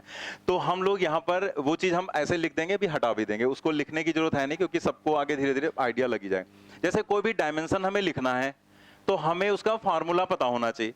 जैसे हमने यहाँ पर लिखा स्पीड, ठीक है, तो स्पीड का फॉर्मूला हमें पता है कि स्पीड क्या होता है? Distance and divided by time, ठीक है। मतलब टोटल डिस्टेंस टाइम इंटरवल होता है, आगे हम लोग पढ़ेंगे, बट ये बेसिक फॉर्मूला ऐसे सिंपली लिख दिया, डिस्टेंस अपॉन टाइम। अब डिस्टेंस क्या है? एक तरह से डिस्टेंस जो है, जैसे स्पीड है तो उसको हम v से रिप्रेजेंट करते हैं, तो हमने v लिखा और ऐसे हमने एक ब्रैकेट बना दिया। ये ब्रैकेट इस बात को इंडिकेट करता है कि हम डायमेंशंस लिख रहे हैं, ठीक है।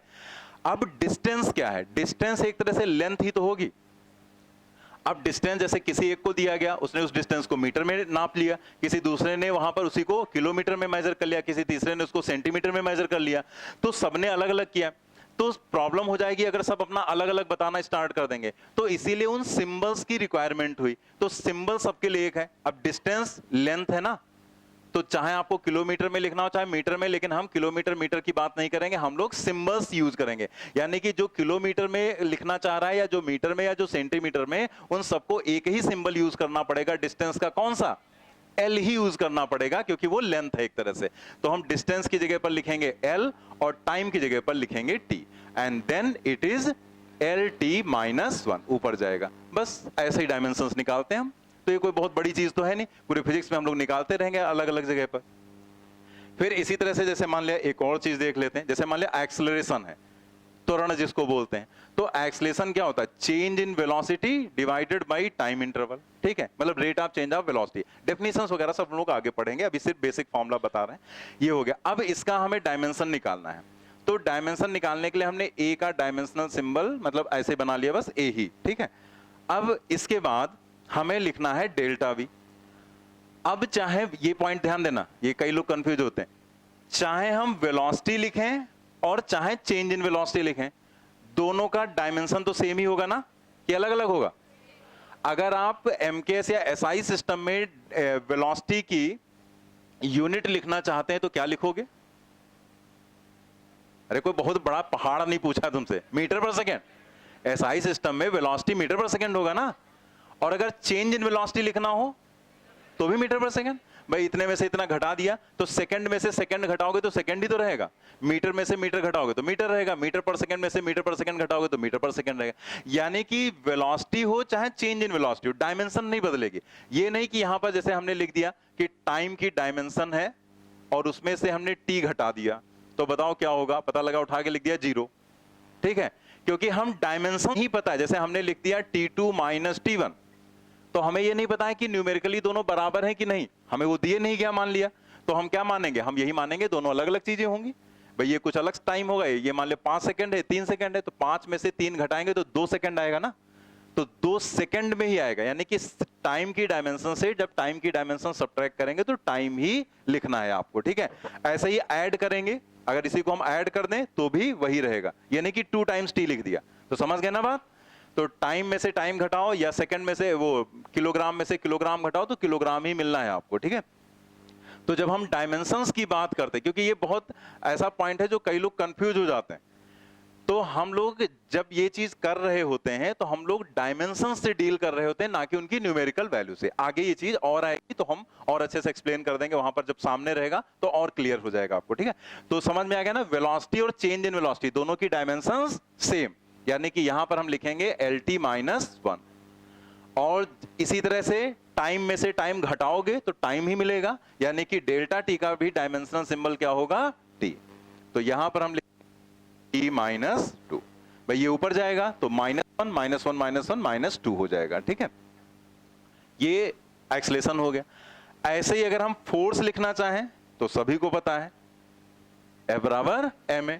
तो हम लोग यहां पर अगर फोर्स की डायमेंशंस लिखना चाहें तो हम यहां पर लिखेंगे m, और m की तो m ही हो जाएगी, और a का हमने निकाल ही लिया LT माइनस 2, तो ये हो जाएगा MLT माइनस 2। बस इसी तरह से हम लोग डायमेंशंस निकालते हैं, जो भी डायमेंशंस होती है ऐसे निकालते हैं। अब यहां पर एक बात और समझ लो, ब्रैकेट वाली बात। तो कुछ बुक्स में क्या होता है, इस साइड में खाली ब्रैकेट लगाते हैं, इधर नहीं लगाते हैं। कुछ बुक्स में इधर ब्रैकेट लगा देते हैं, उधर नहीं लगाते हैं, और कुछ बुक्स में दोनों साइड में ब्रैकेट लगा देते हैं। तो ब्रैकेट का इतना बहुत ज्यादा रोल नहीं। आप लोगों के यहाँ क्वेश्चंस भी पूछे गए कई बार, तो उसमें डायमेंशंस के दोनों तरफ ब्रैकेट नहीं लगाया गया, ठीक है। तो हम लोग इतना ज्यादा हमें कंफ्यूज नहीं किया जाएगा कि ब्रैकेट लगाएं कि ना, लेकिन बहुत प्रॉपर चीज देखें तो है कि हमें ब्रैकेट लगा देने से ये कंफर्म हो जाता है कि हम क्या लिख रहे हैं, डायमेंशन। इसीलिए अगर आप एनसीईआरटी देखेंगे तो एनसीईआरटी में दोनों साइड में ऐसे ब्रैकेट लगाकर लिखा जाता है, ठीक है। तो ब्रैकेट से सिर्फ ये क्लियर हो जाता है कि ये डायमेंशंस लिखी जा रही है और कुछ नहीं। तो इतना ज्यादा वो कोई मायने नहीं रखता। मैंने आपको समझा लेकिन सारी चीज दी कि दोनों साइड में ब्रैकेट आपके एनसीईआरटी में लगा हुआ है, और उस ब्रैकेट का मतलब है कि हम डायमेंशंस को लिख रहे हैं यहां पर, बस, ठीक है। अब हम ये हटा देते हैं, हम सिर्फ ये वाली डायमेंशंस लिखेंगे, ठीक है। फोर्स की डायमेंशन समझ गए ना, क्या ये है? MLT minus 2। तो ये तो हटा दें, तो कोई बहुत बड़ी चीज है नहीं, ठीक है।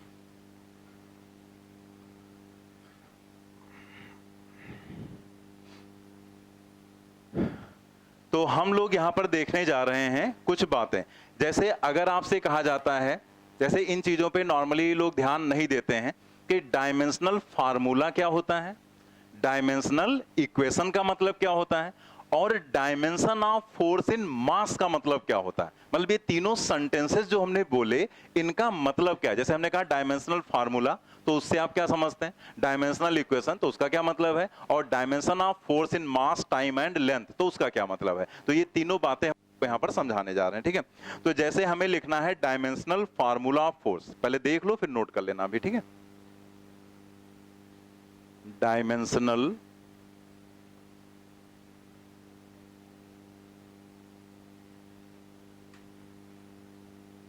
Dimensional formula of force. तो डायमेंशनल फार्मूला ऑफ फोर्स अगर हमें लिखना है तो हम क्या लिखेंगे, यहां पर हम जस्ट यहां पर लिखेंगे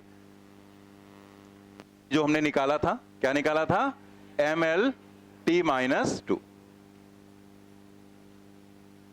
तो हम सिर्फ ऐसे लिखेंगे बस, मतलब हम mL_t-2 अगर लिख रहे हैं तो इसका मतलब ये डायमेंशनल फार्मूला लिखा गया है।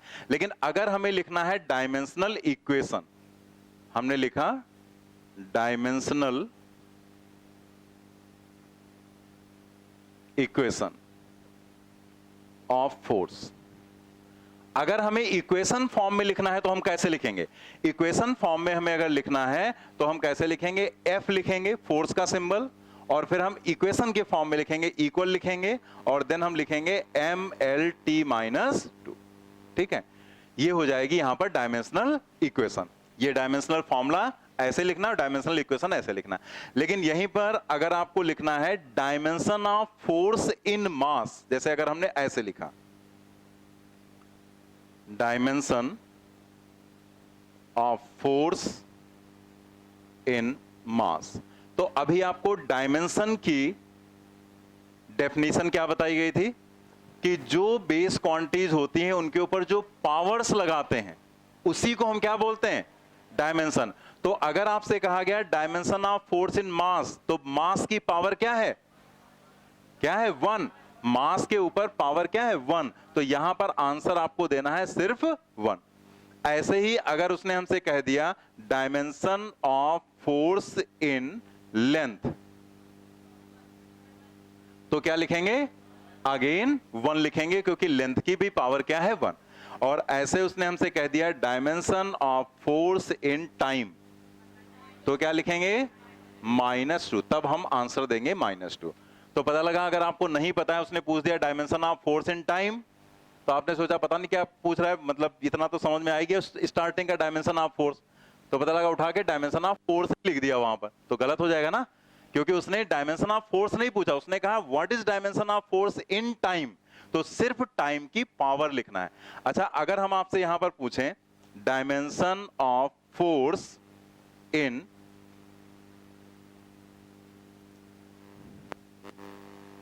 टेम्परेचर, क्या होगा, dimension of force in temperature 0 हो जाएगा, क्योंकि टेम्परेचर यहां नहीं दिख रहा है हमें। तो अगर कोई चीज नहीं दिख रही है तो उसकी पावर हम 0 लिख सकते हैं ना, मतलब अगर हमें इसमें टेम्परेचर लिखना हो तो mL_t-2 और केल्विन, तो केल्विन की पावर चूंकि केल्विन पर डिपेंड नहीं करेगा तो क्या लिख देंगे, 0। अगर करंट कहता अगेन 0, ल्यूमिनेस इंटेंसिटी कहता अगेन 0, मोल कहता अगेन 0, क्योंकि जो चीज इसमें नहीं है उसकी पावर क्या लिख देंगे, 0। और पावर 0 लिखने का मतलब यहां पर टेम्परेचर में उसकी डायमेंशन क्या हो जाएगी, 0 हो जाएगी, ठीक है। नोट कर लेंगे अभी,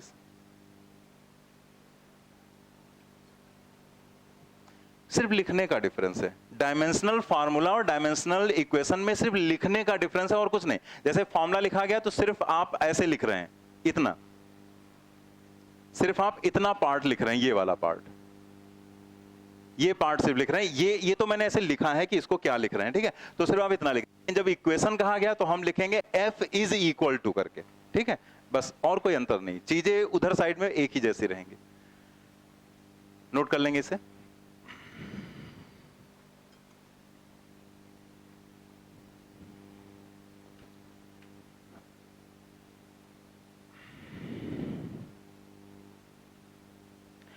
इसके बाद हम लोग यहां पर देखेंगे कुछ डायमेंशंस हमने यहां पर लिख रखी हैं। हमने भी आपको स्टार्टिंग में बताया था कि डायमेंशंस आपको याद करने की जरूरत नहीं कि आप हर एक क्वांटिटी की डायमेंशन याद करें, बट ये भी नहीं है कि हमें कुछ भी याद ना हो, तो भी प्रॉब्लम है। तो हमें कुछ डायमेंशंस याद रखनी है, और जो हम लिख रहे हैं वो क्यों याद रखनी, वो भी अभी हम आपको थोड़ा सा बता भी दे रहे हैं, ठीक है। तो यहां पर जरा हम लोग देखते हैं, ये नोट कर लेना सभी ने। तो ये ध्यान रखना किसका क्या मतलब है। आगे हम लोग देखते हैं, यहां पर देखो हमने 8 डायमेंशंस लिख रखे हैं, 8 ही आपको याद रखनी है मेनली ये, और नॉर्मली सभी को याद भी होंगे यहाँ पर जो भी डायमेंशंस लिखे गए। जैसे अगर हम बात करें यहाँ पर एरिया की, तो एरिया क्या होता है, मीटर स्क्वायर, ठीक है भाई, लंबाई गुणे चौड़ाई होता है, तो लंबाई और चौड़ाई कुछ भी हो वो है तो लेंथ ही, तो इसका मतलब वो एल स्क्वायर हो जाएगा। अगर हम वॉल्यूम की बात करें तो वॉल्यूम जैसे लंबाई चौड़ाई और ऊंचाई हम लोग लिखते हैं, लेकिन है तो सब डिस्टेंस ही, ये भी मीटर में लिखेंगे, ये भी मीटर में लिखेंगे, ये भी मीटर में लिखेंगे, यानी कि ये भी एल है, ये भी एल है और ये भी एल है, तो ये क्या हो जाएगा एल क्यूब। अभी वेलोसिटी हमने आपको करके दिखाई दिया एल टी माइनस 1, एक्सलेशन भी करके दिखा दिया एल टी माइनस 2, फोर्स भी करके दिखा दिया एम एल टी माइनस 2। इसी तरह से जैसे अगर हम बात करें प्रेशर की, तो जो प्रेशर है तो उसके लिए हम लोग क्या लिखते हैं, प्रेशर इज इक्वल टू क्या होता है, फोर्स डिवाइडेड बाई एरिया। तो अगर हम यहां पर डायमेंशन निकालेंगे तो ये हो जाएगा एम एल टी माइनस 2 और नीचे हो जाएगा एल स्क्वायर, ठीक है। ब्रैकेट वगैरह लगाओ चाहे ना लगाओ, मतलब उसका हमने बता दिया, लगा देंगे तो भी कोई प्रॉब्लम नहीं, नहीं लगाएंगे तो भी कोई प्रॉब्लम नहीं, ठीक है। तो यहां पर क्या है, ये हो जाएगा m और ये ऊपर जाएगा तो -2, तो 1 और -2 यानी कि -1 बचेगा और t -2, ये डायमेंशन हो जाएगी यहां पर किसकी, प्रेशर की, ml -1 t -2। ऐसे वर्क या एनर्जी तो दोनों की डायमेंशन सेम रहेगी, तो वर्क और एनर्जी दोनों डायमेंशन वाइज सेम रहे, क्योंकि वर्क को भी हम जूल में लिखते हैं और एनर्जी को भी जूल में रखते हैं, यानी कि दोनों की यूनिट सेम है। तो वर्क अगर लिखना है तो फोर्स इनटू डिस्प्लेसमेंट से हम निकाल सकते हैं। वैसे तो formula F S cos theta होता है, लेकिन जो कॉस है या थीटा है इनकी कोई डायमेंशन नहीं होती, वो अभी हम लोग आगे पढ़ेंगे।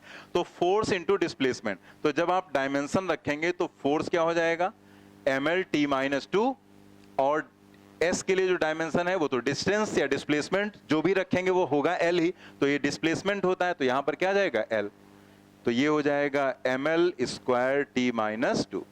तो आप देखो यहां पर एम एल स्क्वायर टी -2 हो गई डायमेंशन किसकी, वर्क या एनर्जी की।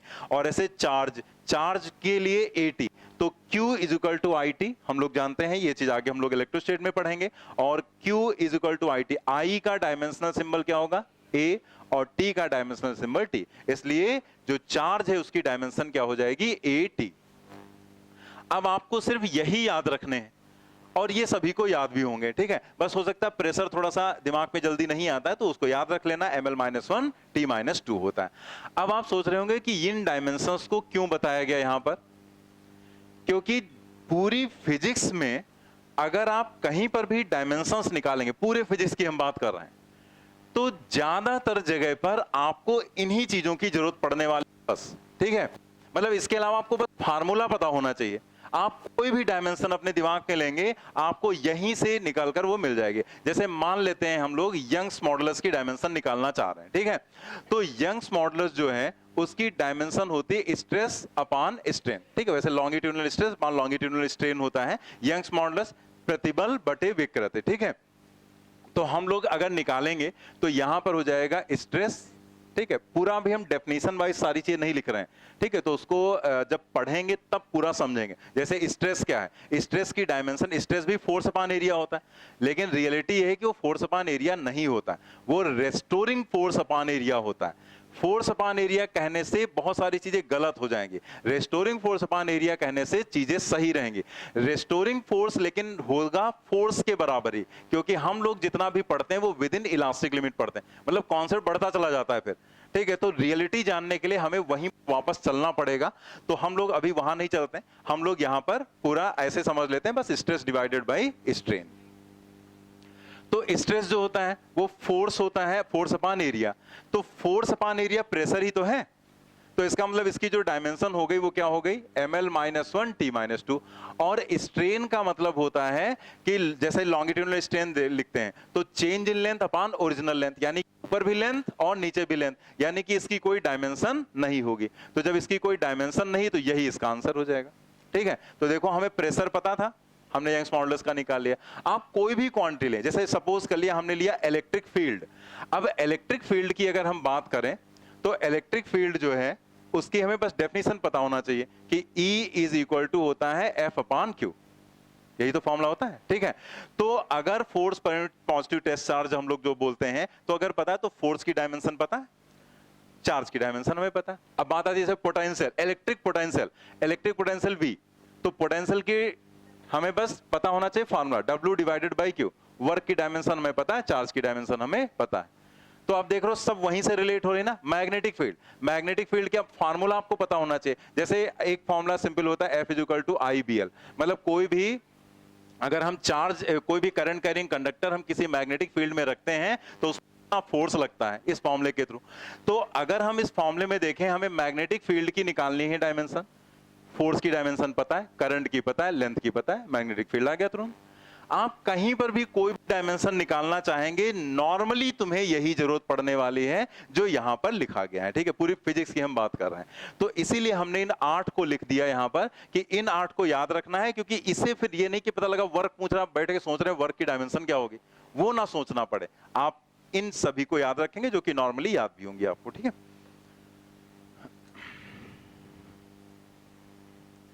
चलिए अब इसके बाद यहां पर देखते हैं 2-3 एग्जांपल्स दिए गए हैं, इनकी डायमेंशंस आपको निकालकर बताना है, तो जल्दी से निकाल के बताएं। Right down dimensional equation of universal gas constant. जो गैस इक्वेशन होती है उसमें जो हम R यूज करते हैं, that is universal gas constant, इसकी डायमेंशन बतानी है, ठीक है। जल्दी से सभी लोग ट्राई करेंगे।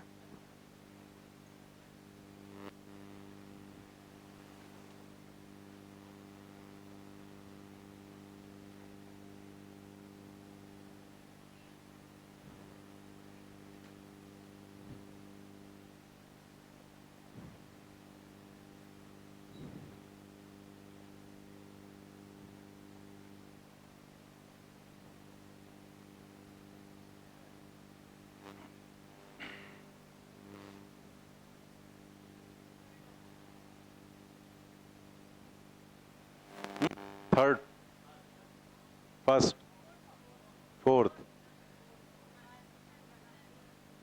और कोई फोर्थ ऑप्शन कितने लोग बोल रहे हैं? फोर्थ और सेकंड ऑप्शन। फर्स्ट भी कुछ लोगों ने बोला, थर्ड, मतलब सारे ऑप्शंस बता डाले तुमने, first, second, third and fourth. तो यहां पर फोर्थ, इसमें कोई भी डायमेंशन नहीं लिखी गई है आर की, नन होगा, क्योंकि यहां पर गलती क्या होती है, जैसे कई लोगों ने फर्स्ट भी निकाला, सेकंड भी कुछ लोगों ने बता दिया, थर्ड भी बता दिया, सेकंड बताओ ऑप्शन बता दिया, ठीक है। सेकंड ऑप्शन तो बिल्कुल हो ही नहीं सकता। यहां पर सेकंड ऑप्शन में क्या गलती की, टेम्परेचर को उठा के टाइम में जोड़ दिया गया, तो इस तरह से सेकंड ऑप्शन आ जाता है, लेकिन यहां पर कोई भी सही नहीं है। तो एक्चुअल में क्या होता है कि जब हम बात करते हैं यहां पर गैस इक्वेशन की, तो PV is equal to nRT लिखते हैं। कई बार लोग n लिखते नहीं है, PV is equal to RT, या n को मान लेते हैं कि तो नंबर है तो उसको हटा दिया, लेकिन n क्या है, नंबर ऑफ मोल्स है, और मोल की डायमेंशन होती है वो 7th जो बेसिक SI यूनिट वो बनाई गई, वो मोल ही तो है। तो इसका मतलब इसको आप इग्नोर नहीं कर सकते। तो ये हमारा फॉर्मूला हुआ। अब हम यहां से देखें तो अगर हमें R की डायमेंशन लिखना है तो R is equal to PV divided by NT लिखेंगे, और ऐसे ब्रैकेट बना देते हैं, तो जिससे पता चल गया कि हम डायमेंशंस लिख रहे हैं।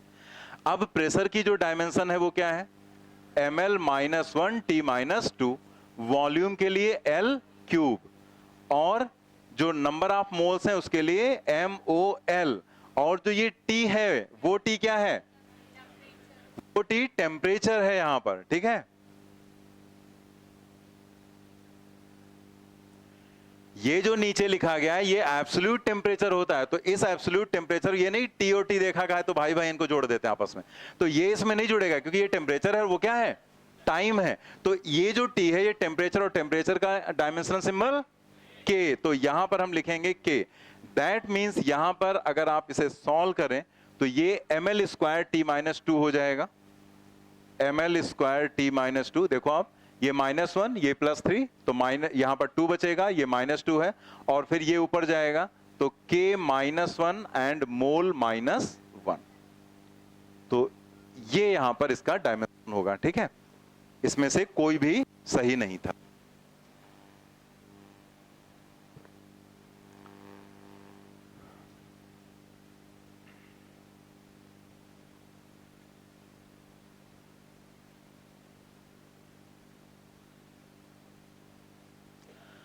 हम लोग यहाँ पर एक बात और याद रखें, जैसे कुछ चीजें होती हैं जब धीरे धीरे हम लोग पढ़ते जाते हैं तो कुछ चीजें प्रैक्टिस में आ जाती हैं, कुछ चीजें हम याद कर लेते हैं ऐसे ही। जैसे आप यहाँ पर सोचो कि हमने अभी आपसे कहा था P और V, ये ऊपर का हमने डायरेक्ट आपको बता दिया था बिना वहां देखे ml स्क्वायर T-2 होगा। ये नहीं कि यहां पर जो है उसको हमने सॉल्व किया, सीधे बता दिया। तो क्यों कैसे बता दे? क्योंकि हमें पता है प्रेशर और वॉल्यूम अगर मल्टीप्लाई करेंगे तो वो वर्क की डायमेंशन देगा।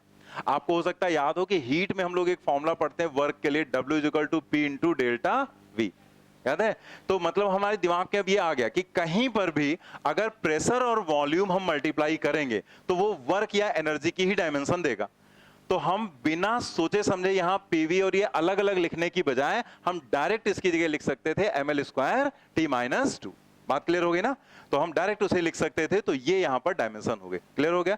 जिन लोगों का नहीं हुआ जल्दी से नोट कर लें। नोट कर लिया ना? चलिए तो अगले वाले पे आ जाते हैं, नेक्स्ट क्वेश्चन पर। डायमेंशनल, देखो ऊपर क्या कहा गया था, डायमेंशनल इक्वेशन, इसलिए हमने ऐसे लिखा था कि R = दिस। ये डायमेंशनल इक्वेशन लिखने का तरीका। बाकी अगर डायमेंशनल फार्मूला कहता तो हम ये ना लिखकर सिर्फ ये फार्मूला हम टिक कर देते, ठीक है? फिर इक्वेशन फॉर्म में नहीं लिखना होता, बाकी और कोई अंतर नहीं होता है। ये नोट कर लिया ना? अगले क्वेश्चन पर आ जाए। Write down dimensional equation of universal gravitational constant, G के लिए हमें देखना है यहाँ पर। और एक काम भी करना है आपको, ये जो है इसको टिक कर लो कि इसे हम याद कर लेंगे, क्योंकि बहुत बार आपके यहाँ क्वेश्चन पूछा गया है नीट में, AIPMT में, जिसमें जी की डायमेंशन का यूज किया गया। तो वैसे तो आप निकाल ही सकते हैं, हम निकाल ही रहे हैं आपसे, ठीक है? तो निकाल तो लेंगे ही, लेकिन अगर आपको पता है कि ये बहुत बार यूज किया गया है तो एग्जाम में अपना टाइम बचाने के लिए आप इसका यूज कर सकते हैं, ठीक है? हम लोग आगे देखेंगे भी, बहुत बार इसका क्वेश्चन पूछा गया, ठीक है? Right down dimensional equation of universal gravitational constant जी। तो हमें फॉर्मूला तो पता ही है, ग्रेविटेशनल कांस्टेंट कहाँ आएगा, F = G m1 m2 divided by r², ठीक है? न्यूटन्स लॉ ऑफ ग्रेविटेशन से हम लोग ये चीज देखते हैं। यहां से हम लोग G = लिख लेंगे पहले। G = क्या हो जाएगा, F r² divided by m1 m2। Dimension wise हम लोग ऐसे लिख लेंगे यहां पर, F r² upon m1 m2। अब देखो यहां पर फोर्स जो है उसकी डायमेंशन ml T-2, r² का क्या हो जाएगा, L², भाई जो डिस्टेंस है उसके लिए क्या हो जाएगा, L², और डिवाइडेड बाई m1 m2 क्या हो जाएगा, m², ठीक है? तो आप यहां पर देख सकते हैं कि एक m कैंसिल हो जाएगा, बाकी ये वाला m चला जाएगा ऊपर। तो यहां पर या तो नीचे लिख लेते हैं सीधे, इसको जब हम लिखेंगे सिंप्लीफाई करके तो ये m ऊपर जाएगा, तो एक m कैंसिल कर दो, ऐसे समझ लो। तो एक m ऊपर चला गया तो ये m-1, फिर l क्या हो जाएगा, क्यूब में आ जाएगा, तो l क्यूब आ जाएगा और T-2 आ जाएगा। तो कोशिश करें इसे याद करने की, याद रहेगा तो बढ़िया रहेगा आपके लिए, क्योंकि हमें जहां पर भी यूज करना रहेगा तो हम डायरेक्टली ही यूज करेंगे, बार बार पूरा कैलकुलेशन नहीं करेंगे, ठीक है? तो आप नोट कर लें m-1 l³ T-2।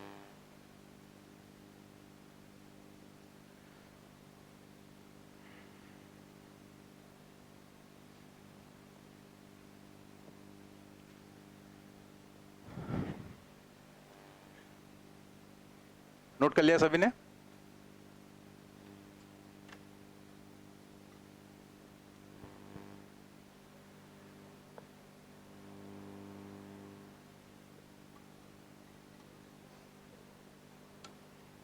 तो यहां पर हम लोग देखते हैं नेक्स्ट वाला केस।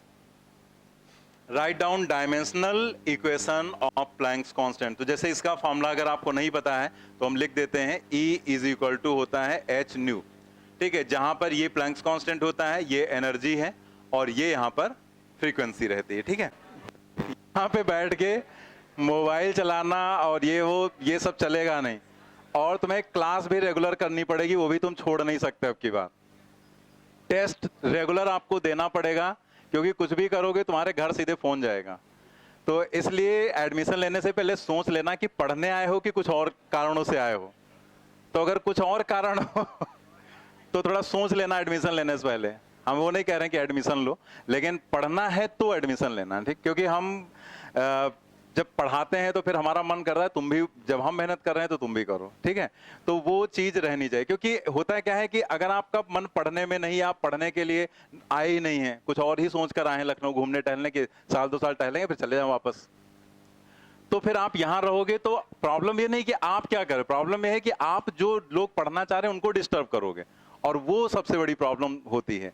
तो जैसे 2 लोग बातें कर रहे हैं आपस में, तो उनको तो पढ़ना नहीं है तो बातें कर रहे हैं, लेकिन जो उनके आसपास के लोग हैं वो भी डिस्टर्ब हो रहे हैं, तो ये प्रॉब्लम होती है। तो इसीलिए थोड़ा सख्ती रखी जाती है कि आप पढ़ें यहाँ पर प्रॉपर बैठ के, ठीक है।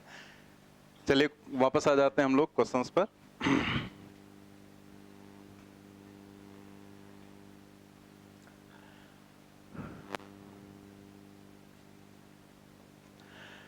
Right down dimensional equation of Planck's constant. तो इसका इक्वेशन हमने आपको बता दिया था, हम एक बार कर देते हैं फिर आप बताना कितने लोग निकाले। एच न्यू, तो अगर हमें डायमेंशन लिखना है किसका, एच का, प्लैंक्स कांस्टेंट का, तो हम लिखेंगे ई डिवाइडेड बाई न्यू, ठीक है। यहां पर अब ई एनर्जी है, तो एनर्जी का जो डायमेंशन है वो हमें पता है, ml स्क्वायर टी माइनस 2 हो गया, और जो यहां पर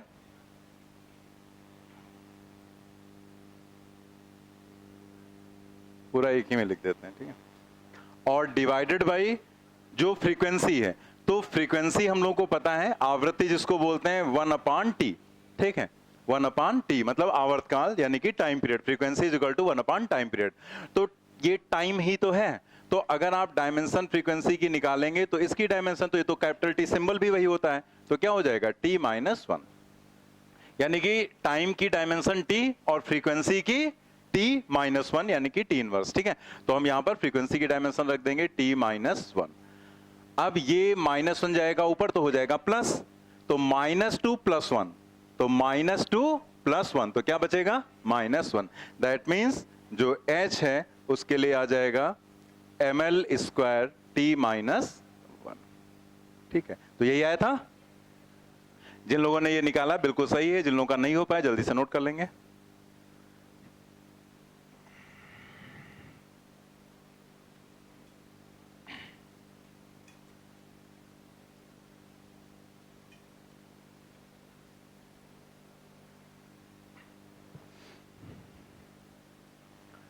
एक साल की बात रहती, पूरा डेडिकेशन के साथ पढ़ लो, जितना अपना मौज मस्ती है उसको करो, ठीक है, लेकिन कम, और जो भी इधर उधर डाइवर्जेंस या डेविएशंस हैं उनको थोड़ा सा किनारे करके पूरा डेडिकेशन के साथ 1 साल पढ़ लो। 1 साल के बाद सेलेक्ट हो गए तो लाइफ पूरी बदल जाएगी, पूरी बन जाएगी लाइफ, और अदरवाइज उसी में घूमते रहोगे टहलते रहोगे। तो पूरा डेडिकेशन के साथ हम लोग को पढ़ना है, नोट किया इसे। चलिए आगे बढ़ते हैं हम लोग।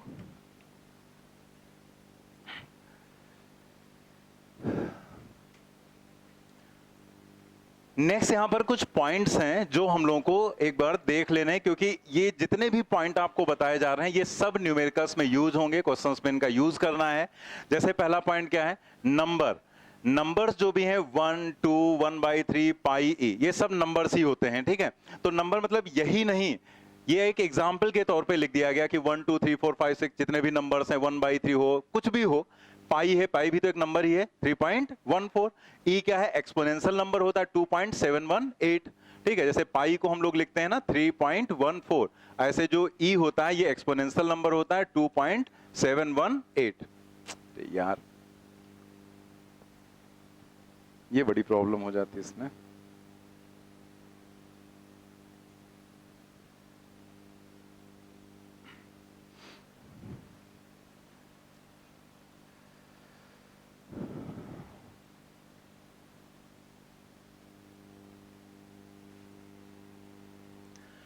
तो ये जो e है वो एक एक्सपोनेंशियल नंबर होता है 2.718। एक्सपोनेंशियल फंक्शंस क्या होते हैं, उनके ग्राफ क्या होते हैं, ये सब हम लोग आगे डिस्कस करेंगे। तो ये सब नंबर्स हैं, तो नंबर्स हो गए। ट्रिग्नोमेट्रिक रेशियोज जैसे sine theta, cos theta, tan theta, तो sine cos tan cot sec cosec जितने भी हैं वो सब trigonometric ratios. And angles are dimensionless. Angles में भी थोड़ी देर पहले हम लोगों ने देखा भी था, आपके क्वेश्चन भी पूछा गया था, ठीक है। तो चाहे वो प्लेन एंगल हो चाहे वो सॉलिड एंगल हो, ये सब कैसे होंगे, डायमेंशनलेस। तो नंबर्स, ट्रिग्नोमेट्रिक रेशियोज और डायमेंशंस, सॉरी, और एंगल्स, ये सब कैसे होंगे, डायमेंशनलेस। इसी तरह से there may be physical quantities which have no unit and dimension. मतलब ऐसी फिजिकल क्वांटिटीज भी हैं जिनकी ना तो कोई यूनिट होगी और ना ही कोई डायमेंशन। जैसे फॉर एग्जांपल रेफ्रैक्टिव इंडेक्स, जैसे हम एग्जांपल लिखते हैं यहां पर, फॉर एग्जांपल रेफ्रैक्टिव इंडेक्स, ठीक है, हिंदी में क्या बोलते हैं, अपवर्तनांक। तो जो रेफ्रैक्टिव इंडेक्स है अपवर्तनांक, उसको म्यू से भी डिनोट करते हैं और एन से भी कर देते हैं, ठीक है। तो जैसे जो रेफ्रैक्टिव इंडेक्स है, मान लिया म्यू से हम डिनोट कर रहे हैं, तो यहां पर उसे हम लोग लिखते हैं c divided by v, speed of light in vacuum divided by speed of light in medium. ये रेफ्रैक्टिव इंडेक्स होता है जो हम लोग ज्यादातर यूज करते हैं कहां पर, लाइट में, ठीक है, रे ऑप्टिक्स जब पढ़ते हैं। तो अब देखो ये भी मीटर पर सेकंड है, ये भी मीटर पर सेकंड है, तो जब दोनों ही मीटर पर सेकंड है तो इसकी कोई यूनिट नहीं होगी और कोई डायमेंशन है। अगर यूनिट नहीं है तो डायमेंशन होने का तो सवाल ही नहीं उठता, ठीक है। तो यहां पर कंडीशन क्या है, इसके आगे हम लोग ऐसे लिख देंगे कि यहां पर हो जाएगा no unit and no dimension, लिख लेंगे वहीं पर एग्जाम्पल करके, no unit and no dimension, क्योंकि दोनों ही स्पीड है ऊपर नीचे भी, ठीक है।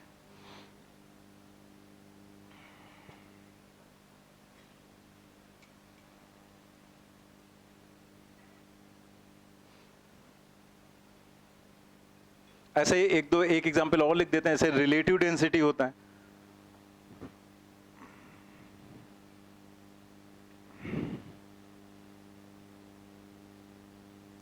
रिलेटिव डेंसिटी ये भी एक एग्जाम्पल है, तो refractive index, relative density and etcetera, ठीक है। बहुत जगह पर आएंगी चीजें तो आपको बताते रहेंगे जिनका कोई यूनिट और डायमेंशन नहीं।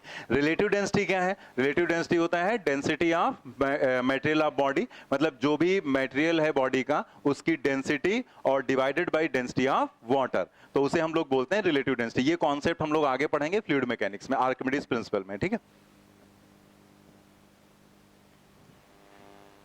नोट कर लेना आपने। तो देखो यहां पर आपको सेंटेंसेस भी ध्यान रखने हैं, वही सेंटेंसेस एक तरह से देखा जाए उन्हीं पर ध्यान देना है कि इन पर तो हम क्वेश्चंस करेंगे। ये क्या है कि ऐसी फिजिकल क्वांटिटीज भी हमारे पास हैं जिनकी ना तो कोई यूनिट होगी और ना ही कोई डायमेंशन होगी, ठीक है। दो एग्जाम्पल्स दे दिए गए, ऐसे और भी एग्जाम्पल्स आपके सामने आएंगे, ठीक है। नेक्स्ट देखते हैं, if a quantity have dimension then it will have unit also. अगर किसी क्वांटिटी के पास डायमेंशन है तो 100% यूनिट होना ही होना है। बट कन्वर्स में और मे नॉट बी ट्रू, लेकिन कन्वर्स का मतलब इसका उल्टा जो होगा तो वो सही हो भी सकता है और नहीं भी। That is a quantity having unit may be dimensionless. समझो इस सेंटेंस को, समझो ध्यान से कि उसने कहा कि अगर डायमेंशन है तो यूनिट होना ही होना है, ठीक है, 100%। लेकिन अगर यूनिट है तो जरूरी नहीं है कि वहां पर डायमेंशन हो। जैसे फॉर एग्जांपल एंगुलर डिस्प्लेसमेंट या शेयरिंग स्ट्रेन। जैसे एंगुलर डिस्प्लेसमेंट की हम बात करें तो एंगुलर डिस्प्लेसमेंट क्या है वो थोड़ा सा हम यहां पर ऐसे बता दे रहे हैं। जैसे अगर कोई पार्टिकल सर्कुलर मोशन कर रहा है, ठीक है, तो जैसे मान लिया उसने यहां से स्टार्ट किया, अब वो यहां से इस लोकेशन तक गया तो उसने इतना एंगल फॉर्म किया, तो ये जो एंगल यहां पर उसने बनाया इसी एंगल को ही हम लोग बोलते हैं एंगुलर डिस्प्लेसमेंट, हिंदी में बोलते हैं कोणीय विस्थापन। अब ये एंगुलर डिस्प्लेसमेंट चूंकि एंगल से रिप्रेजेंट किया जाएगा तो इसकी जो यूनिट होगी वो तो होगी रेडियन, क्योंकि हमें पता है प्लेन एंगल की यूनिट क्या होती है, रेडियन। तो यूनिट तो है लेकिन क्या एंगल की कोई डायमेंशन होती है, नहीं, तो डायमेंशन कोई नहीं होगी, इसलिए एंगुलर डिस्प्लेसमेंट के लिए लिखा गया रेडियन यूनिट, लेकिन ये डायमेंशन लेस होगा, ठीक है। शेयरिंग स्ट्रेन हम लोग आगे पढ़ेंगे। तो जब शेयर मॉडुलस पढ़ते हैं तो जैसे कोई भी एक ऑब्जेक्ट ऐसे हमने ले लिया, अभी बहुत डिटेल में नहीं समझा रहे हैं, हल्का सा ऐसे आपको आइडिया दे रहे हैं बस। जैसे मान लिया इस तरह का कोई एक ऑब्जेक्ट है, ऐसे हमने लिया, ठीक है। अब इसको हमने नीचे यहां पर फिक्स कर दिया, इसको पूरा हमने ऐसे फिक्स कर दिया, फिर हमने एक साइड से इसको पुश किया, ऐसे हमने इसके ऊपर एक फोर्स लगाया, ठीक है। तो जब हमने फोर्स लगाया तो ये तो रिजिड था, फिक्स था, तो क्या हुआ, ये हल्का सा तिरछा हो गया। तो तिरछा होने पर इसका शेप कुछ ऐसे बन गया, ये चीज आगे निकल गई, पूरा नहीं बना रहे हैं, ऐसे कि ये डायमेंशन जो वर्टिकल था वो ऐसे झुक गया आगे की तरफ, ठीक है, ऐसे फोर्स लगाने पर। जैसे होता नहीं कि कोई बुक है, वो बुक रखी है, उस पर ऐसे आप फोर्स लगा दो तो जो वर्टिकल होती है लाइन वो ऐसे हल्का तिरछा हो जाती है। तो ये जो यहां पर ये एंगल बनता है इसी को हम लोग बोलते हैं शियर स्ट्रेन। अब ये एग्जैक्ट डिटेल में क्या है वो हम लोग जब आगे पढ़ेंगे तब समझेंगे। तो शियर स्ट्रेन भी क्या है, एक तरह का एंगल ही तो है, और एंगल है तो यूनिट क्या होगी, रेडियन, लेकिन डायमेंशन नहीं होगी। तो यूनिट होगा लेकिन डायमेंशन नहीं होगा।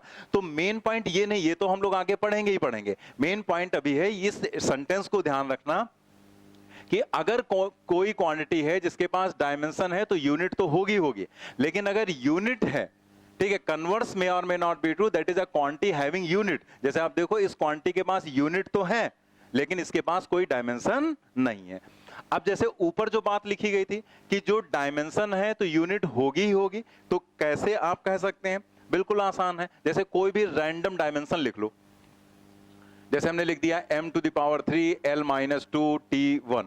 अब ये कोई डायमेंशन है या नहीं उससे मतलब नहीं, मतलब हमें ये नहीं पता है कि ये कोई डायमेंशन है या नहीं, लेकिन अगर हम कह रहे हैं कि ये किसी क्वांटिटी की डायमेंशन है तो यूनिट तो होगी होगी, क्योंकि इसकी जगह हम जैसे मान ले SI यूनिट लिखना है, हम इसकी जगह लिख देंगे किलोग्राम, इसकी जगह लिख देंगे मीटर, और इसकी जगह लिख देंगे सेकंड, या माइनस लगा देते कुछ भी है, ठीक है। तो ये सेकंड हो गया। तो इसका मतलब अगर डायमेंशन है तो यूनिट तो आएगी आएगी, ठीक है, लेकिन इसका उल्टा जरूरी नहीं है सही हो, यूनिट है लेकिन डायमेंशन नहीं है। तो पूरा सेंटेंस क्लियर हो गया, आगे बढ़ते हैं हम लोग। इसी तरह से यहां पर लिखा गया है a unitless quantity will also be dimensionless. अगर यूनिट ही नहीं है तो वही बात तो अभी समझाई जा रही थी कि अगर यूनिट होगी तो डायमेंशन यहां पर हो भी सकती है और नहीं भी, लेकिन अगर यूनिट ही गायब कर दूं तो डायमेंशन का तो सवाल ही नहीं उठता। That means a unitless quantity will also be dimensionless. तो इन सेंटेंसेस को रटना नहीं, आप इन सेंटेंसेस को जैसे मैंने समझाया है ऐसे समझना। जैसे आपके दिमाग में है unitless quantity will be dimensionless, will also be dimensionless. अब ये नहीं कि बैठ के रट रहे हैं unitless quantity will also be dimensionless, unitless quantity will also B dimension, क्या फायदा। आप उसको दिमाग में लाओ, क्या कहा जा रहा है, यूनिटलेस क्वांटिटी मतलब ऐसी क्वांटिटी जिसके पास कोई यूनिट नहीं है, विल बी डायमेंशनलेस। तो खुद ही आपके दिमाग से आएगा बिल्कुल सही है, जब यूनिट ही नहीं तो डायमेंशन लिखोगे कैसे, क्योंकि यूनिट के ही तो डायमेंशनल सिंबल लिखे गए थे, और जब यूनिट ही नहीं तो कोई डायमेंशनल सिंबल आप लिख ही नहीं सकते। बस वो याद हो गया, फिर कहीं पर भी आएगा चाहे जितना वो घुमा फिरा के दे, आपका कॉन्सेप्ट क्लियर है, आप समझ जाओगे वो क्या हमसे कह रहा है, ठीक है। क्योंकि सेंटेंसेस थोड़ा घुमा फिरा दिए जाते हैं उनकी लैंग्वेज, तो आपका समझा हुआ है तो पकड़ लेंगे तुरंत। आगे बढ़ते हैं। अब बात आती है कि हमें आगे क्या पढ़ना है। अभी तक तो हम लोग जो बेसिक बेसिक चीजें थी इस चैप्टर की वो हम समझ रहे थे। मेन पॉइंट अब यहां से हमारा शुरू होने वाला है, checking the correctness of a given physical relation. किसी भी फिजिकल रिलेशन की करेक्टनेस को चेक करना, एक चीज ये पढ़ना है। दूसरा हमारे पास यहां पर आएगा conversion of units from one system to other system. एक सिस्टम से दूसरे सिस्टम में किसी भी चीज को कन्वर्ट करना, किसी भी क्वांटिटी को कन्वर्ट करना, ये पढ़ना है। और उसके बाद हमारे पास यहां पर आएगा to establish relation among the given physical quantities. मतलब ये तीन चीजें पढ़नी है कि दी गई क्वांटिटीज के बीच रिलेशन को एस्टेब्लिश करना, और एक सिस्टम से दूसरे सिस्टम में कन्वर्जन, और एक जो हम पढ़ने जा रहे हैं वो checking the correctness of a given physical relation, ठीक है। तो हम लोग अभी जो पढ़ने जा रहे हैं वो ये है। अब इसे हम लोग समझते हैं कि किसी भी इक्वेशन की करेक्टनेस को चेक करना है कि वो करेक्ट है या नहीं है, तो हम क्या करते हैं, डायमेंशंस के बेसिस पर उसे चेक कर सकते हैं। कैसे, अगर हम हर टर्म की डायमेंशंस को रख दें, तो अगर हर टर्म की डायमेंशन एक जैसी आ रही, जैसे मान लें कोई भी रिलेशन लिखा आपने, उसमें 3 टर्म आ रहे हैं, तो तीनों की डायमेंशन एक जैसी है, तो इसका मतलब वो इक्वेशन डायमेंशनली करेक्ट होगी। तो ये बेस होता है प्रिंसिपल ऑफ होमोजेनिटी पर। देखिए यहां क्या लिखा है, this is based on the principle of homogeneity. Homogeneity का मतलब होता है समरूपता, मतलब सम का मतलब समान, रूपता का मतलब रूप हो गया, यानी कि एक जैसा सब कहीं आपको दिख रहा है, उसे हम बोलते हैं होमोजेनिटी। तो प्रिंसिपल ऑफ होमोजेनिटी पर ये बेस्ड है, ये पॉइंट आप ध्यान रखेंगे। According to which if dimensions of all the terms in an equation are identical then the equation will be dimensionally correct. अब यहां एक चीज ध्यान दो, ये नहीं लिखा गया है कि इक्वेशन विल बी करेक्ट, क्या लिखा गया, डायमेंशनली करेक्ट। तो अब इस बात को हमें समझना है कि ये क्यों नहीं लिखा गया इक्वेशन विल बी करेक्ट, ये क्यों लिखा गया equation will be dimensionally correct. तो इस बात को समझने के लिए और कुछ और बातों को समझने के लिए हम एक छोटा सा एग्जांपल यहां पर ले रहे हैं, ठीक है। जैसे एक इक्वेशन है जो सभी को पता होगी, S is equal to ut plus half AT square, ठीक है। इस इक्वेशन को लेने का पर्पस है, इसमें सारी बातें बहुत आराम से अच्छे से क्लियर हो जाते हैं, ठीक है। तो s equal to u t plus half a t square, ये इक्वेशन ऑफ मोशन है और ये सभी को पता भी होगी, ठीक है, क्योंकि 9th-10th में भी पढ़ा दिया जाता है ना। तो v बराबर u प्लस एटी, s बराबर UT plus half a t square. तो ये equation second equation of motion है। और इस इक्वेशन में क्या कोई प्रॉब्लम है? एकदम सही है ना, यही पढ़ते हैं ना सब लोग। तो ये इक्वेशन यहां पर लिखी हमने। अब इस इक्वेशन में अगर हम पहले टर्म की डायमेंशन लिखें तो ये डिस्प्लेसमेंट है, तो हम क्या लिखेंगे? L। तो हमने यहां लिखा L डायमेंशन इसकी। दूसरा जो टर्म है इसमें ये वेलोसिटी है, तो हमने लिखा LT माइनस 1, और ये टाइम है तो हमने लिखा T। यहां पर हाफ है, क्या 1/2 की कोई डायमेंशन होगी? नहीं, क्योंकि वो एक नंबर है तो उसकी कोई डायमेंशन नहीं। A एक्सेलरेशन है तो वो हो जाएगा LT माइनस 2 और ये T का स्क्वायर हो गया, ठीक है।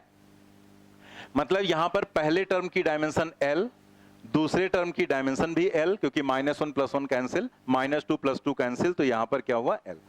यानी कि हर टर्म की डायमेंशन सेम। तो हम यहां पर क्या कहेंगे? हम यहां पर कहेंगे ये जो दी गई इक्वेशन है ये डायमेंशनली करेक्ट है। This equation is dimensionally correct, ठीक है।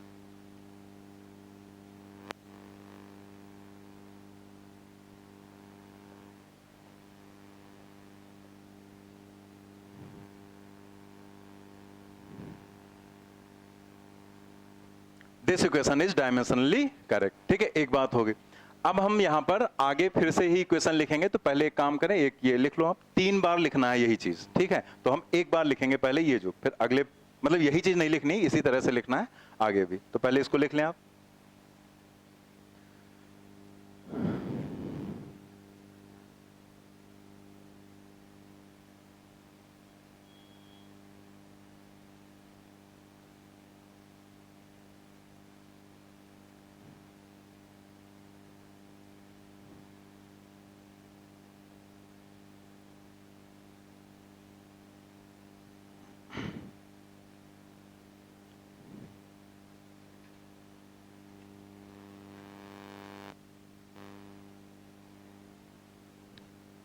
नोट कर लिया आपने? This equation is dimensionally correct.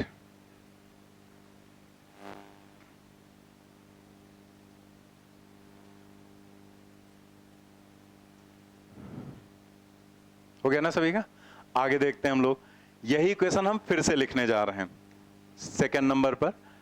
s is equal to ut and plus a t square, ठीक है। हमने हाफ हटा दिया सिर्फ यहां से, ठीक है। अब आप यहां पर देखो कि जब हम यहां पर डायमेंशन लिखेंगे तो हाफ की तो कोई डायमेंशन थी ही नहीं, बाकी तो सब वही है ना। तो इसका मतलब कोई हमें फिर से पूरा लिखने की जरूरत नहीं, हम डायरेक्ट लिख देंगे यहां पर L, यहां पर भी L और यहां पर भी L, क्योंकि पीछे हम लिख ही चुके हैं। यानी कि यहां पर भी तो यही आ रहा है कि this equation is dimensionally correct.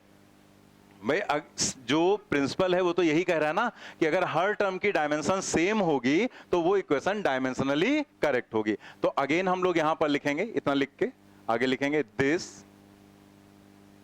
Equation is dimensionally correct but we know that it is a wrong equation। लेकिन हमें पता है कि ये एक गलत इक्वेशन है, ठीक है। लिखते रहेंगे यहां पर।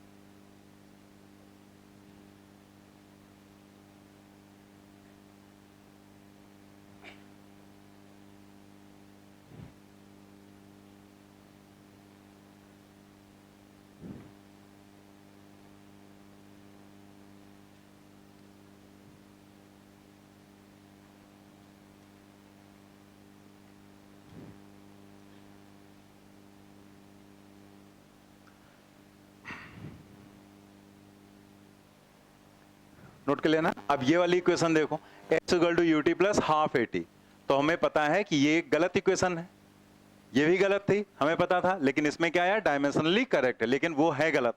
यहां पर जरा देखो क्या हो रहा है, हमने स्क्वायर हटा दिया।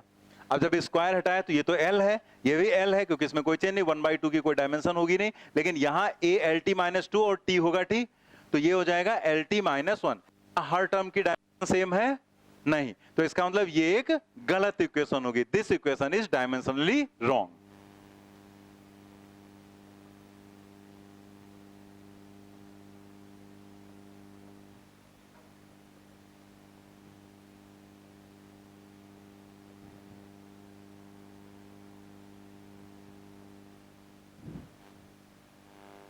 This equation is dimensionally wrong.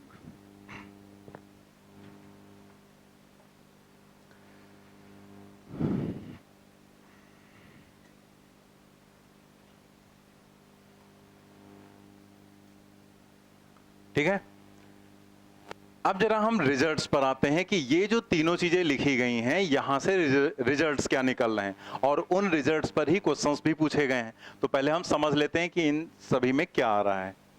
Note कर लेना सभी ने।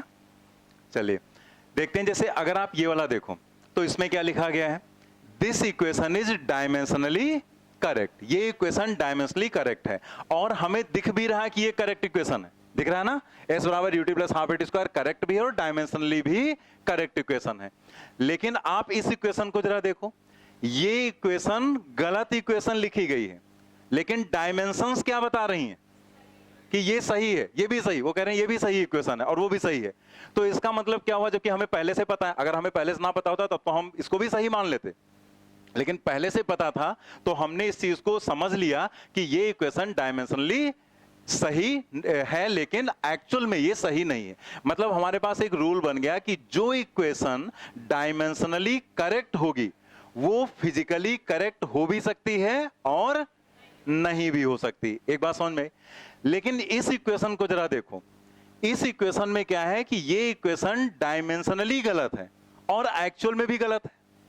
ठीक है, एक्चुअल में गलत है ना, स्क्वायर नहीं, सभी को पता था कि इक्वेशन गलत है, और डायमेंशंस भी यही बता रहे हैं कि भाई ये इक्वेशन गलत इक्वेशन है। तो इसका मतलब क्या हुआ कि जो डायमेंशनली करेक्ट है वो करेक्ट हो भी सकती है और नहीं भी। लेकिन अगर कोई इक्वेशन डायमेंशनली गलत है तो वो 100% गलत होगी। मतलब इसको हम ये ना लिखें, अगर टर्म हम सीधे लिखते हैं दिस इक्वेशन इज रॉन्ग, तो भी कोई प्रॉब्लम नहीं। हम डायमेंशनली टर्म नहीं यूज करेंगे तो भी कोई दिक्कत नहीं यहां पर, क्योंकि जो डायमेंशनली गलत होगा वो 100% गलत होगा। लेकिन अगर आपने इसमें लिख दिया दिस इक्वेशन इज करेक्ट तो गलत हो जाएगा।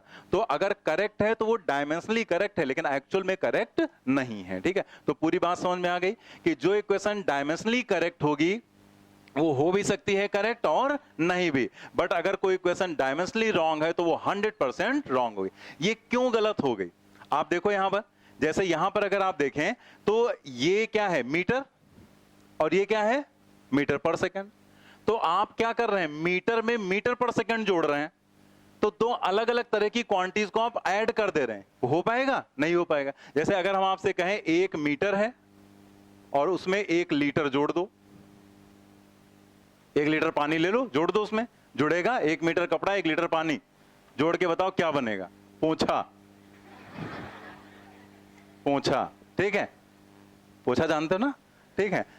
तो 1 मीटर प्लस 1 लीटर मिलकर बन जाएगा पोंछा। ठीक है, बाकी ये एक्चुअल में कुछ नहीं बनने वाला, एक्चुअल में ये कोई क्वांटिटी नहीं है। तो इस तरह से अगर आप देखें तो डिफरेंट टाइप की क्वांटिटीज को आप ऐड नहीं कर सकते और ना ही आप सबट्रैक्ट कर सकते हैं। ठीक है, तो इस तरह से यहां पर यही प्रॉब्लम हुई कि आपने मीटर में क्या जोड़ दिया, मीटर पर सेकंड, इसलिए वो गड़बड़ हो गया। ठीक है, तो इन्हीं को आगे समराइज किया गया है, देखते हैं। अ डायमेंशनली करेक्ट इक्वेशन मे और may not be physically correct, but a dimensionally wrong equation must be wrong. ठीक है, उसी के आगे पढ़ लेंगे सेंटेंस। अ डायमेंशनली करेक्ट इक्वेशन मे और may not be physically correct, but a dimensionally wrong equation must be wrong. ठीक है, वो 100% गलत होगी ही होगी। नीचे देखें, only quantities having the same dimensions can be added और सबट्रैक्टेड। जैसे अभी बताया, मीटर में लीटर ना जोड़ सकते हैं ना ही घटा सकते हैं, वैसे यहां पर है लिख दिया गया only quantities having the same dimensions, मतलब उन्हीं क्वांटिटीज को ही आप ऐड कर सकते हैं जो सेम डायमेंशंस की होंगी। अगर डिफरेंट डायमेंशंस वाली हैं तो उनको ऐड करना पॉसिबल नहीं है। ठीक है, लेकिन उसमें भी रूल होता है, इसीलिए लिखा गया कैन बी एडेड। ठीक है, मतलब उनको ऐड किया जा सकता है, लेकिन उसमें भी हमें बहुत सारी चीजें और देखनी होती है जो कि हम वेक्टर में समझेंगे। जैसे मान लिया, जैसे डिस्टेंस है और डिस्प्लेसमेंट है, ठीक है, या वेलोसिटी है और स्पीड है, तो वेलोसिटी वेक्टर क्वांटिटी होगी और स्पीड स्केलर। डायमेंशन वाइज तो दोनों सेम है, लेकिन वेलोसिटी में अब स्पीड हम ऐड नहीं कर पाएंगे क्योंकि वेलोसिटी एक वेक्टर क्वांटिटी और स्पीड एक स्केलर क्वांटिटी, ठीक है। तो ये भी एक प्रॉब्लम आती है, लेकिन आपको अगर एक जनरल बात कही जाए तो आप सेम डायमेंशंस वाली क्वांटिटीज को ही ऐड कर सकते हैं। जैसे अगर डिस्टेंस में डिस्टेंस जोड़ना हो तो जोड़ लेंगे, वेलोसिटी में वेलोसिटी जोड़ना हो तो जोड़ लेंगे, लेकिन वेलोसिटी में फोर्स जोड़ना हो नहीं जोड़ सकते क्योंकि वो डिफरेंट डायमेंशन की हो जाएंगे। The physical quantities separated by the symbols, ये बहुत important point, physical quantities separated by the symbols plus minus equal greater than less than have the same dimensions. मतलब अगर कोई भी दो क्वांटिटीज के बीच में ये सिंबल्स लगे हैं तो दोनों साइड में एक ही डायमेंशंस होंगी। जैसे अगर हम यहां पर लिख दें y is equal to a x plus b t, ऐसे लिख दिया और हमने कह दिया ये इक्वेशन बिल्कुल सही है, तो यहां पर क्या होगा, 100% जो y की डायमेंशन होगी वो ए एक्स की डायमेंशन के बराबर होगी। मतलब पूरी क्वांटिटी, खाली a या x के बराबर नहीं, पूरी ए एक्स के बराबर ऐसे। और ऐसे ही बी टी और ए एक्स की डायमेंशन, चूंकि इन दोनों के बीच प्लस लगा हुआ है, तो इसका मतलब जो डायमेंशन एक्स की होगी वही डायमेंशन बीटी की भी होगी, ठीक है। आप यहां पर देखो जरा, ये लिखा हुआ है, तो आप देख सकते हैं डायमेंशन वाइज तीनों सेम है। तो अगर हम यहां पर लिख दें s बराबर यू टी बराबर हाफ ए टी स्क्वायर, तो ये पूरी तरह से गलत है। अगर हमने ऐसे लिख दिया s बराबर u t plus half a t square, s equal to u t equal to लगा दिया हमने प्लस हटाकर, तो ये गलत है क्योंकि s equal to u t is equal to half a t square नहीं होता है, प्लस होता है।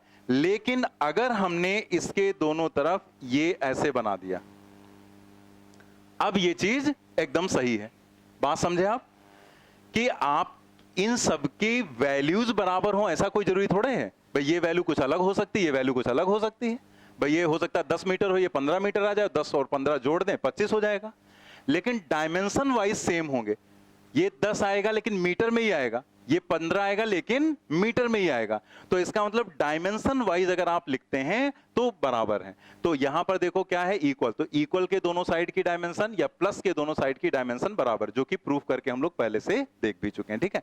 तो इसी तरह से कहीं पर भी ये कंडीशन आएगी तो आप उसको लिख सकते हैं। जैसे F is equal to ma अगर हम लिखते हैं तो इसका मतलब जो डायमेंशन फोर्स की है वही डायमेंशन मास इनटू एक्सीलरेशन की भी होगी, सेम। ऐसे अगर ग्रेटर या इक्वल, जैसे अगर हमने लिख दिया कि फोर्स जो है F1, ठीक है, वो 10 न्यूटन है और हमने एक्सीलरेशन लिख दिया वो 5 मीटर पर सेकेंड स्क्वायर है, तो क्या हम लिख सकते हैं F1 is greater than A? गलत है ना, इसमें क्या सोचना, ये फोर्स है वो एक्सीलरेशन है, तो दो चीजों को कंपेयर कर रहे हो, तुलना कर रहे हो, तो तुलना करने में एक जैसा होना चाहिए ना। अब इंसान की तुलना इंसान से करोगे, गधे से थोड़े करने लगोगे, ठीक है, ये इंसान है गधा है कौन बेटर है, ठीक है, तो उसमें कंपैरिजन नहीं हो सकता। मजाक में हो सकता है लेकिन एक्चुअल कंपैरिजन नहीं। तो एक्चुअल में एक जैसी चीजों को ही कंपेयर कर सकते हैं। अगर हमने यहां पर लिखा होता, ये जो हटाकर इसकी जगह पर हमने लिखा होता यहां पर F2, ठीक है, और ये हटाकर न्यूटन हो जाता। अब आप यहां पर क्या कहते हैं कि जो F1 है वो ग्रेटर देन F2। अब क्या किसी को कोई प्रॉब्लम नहीं, क्योंकि आपने फोर्स को फोर्स से कंपेयर किया तो ये ठीक है, लेकिन फोर्स को हम एक्सीलरेशन से कंपेयर नहीं कर सकते। मतलब क्या हुआ कि अगर कहीं ग्रेटर देन या लेस देन का साइन बना होगा तो दोनों साइड में सेम डायमेंशन वाली ही क्वांटिटी होंगी, अलग अलग डायमेंशन की क्वांटिटीज नहीं होंगी वहां पर, ठीक है। बात क्लियर हो गई। चलिए कुछ क्वेश्चंस कर लेते हैं, एक दो करेंगे, जितना 5-6 मिनट बचा हुआ है बस टाइम। क्या हुआ,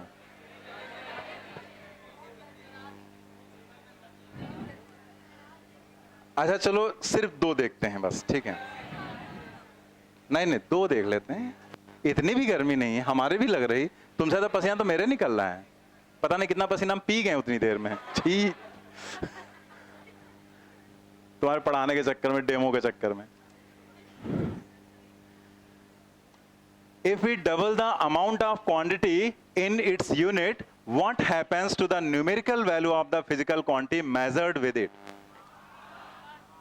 पहला वाला हो जाएगा ना, जैसे इसमें कहा गया अगर हम डबल कर दें amount of quantity in its unit, तो हम लोगों ने पढ़ा, यहां पर पूछा गया है न्यूमेरिकल वैल्यू पर क्या फर्क पड़ेगा। तो हम लोगों ने क्या देखा था कि जो n है वो इनवर्सली प्रोपोर्शनल टू u होगा। तो अगर हम यूनिट को डबल कर देंगे तो 2 टाइम्स आएगा, तो एक तरह से n 1/2 हो जाएगा ना, तो हाफ हो जाएगा यहां पर। तो ये इंप्लाई कर रहा है यहां पर कौन सा, फर्स्ट ऑप्शन, ठीक है। हार्ड समझ गए ना, इसमें कुछ सॉल्व नहीं करना था, बस इसी के बेसिस पर आंसर देना था।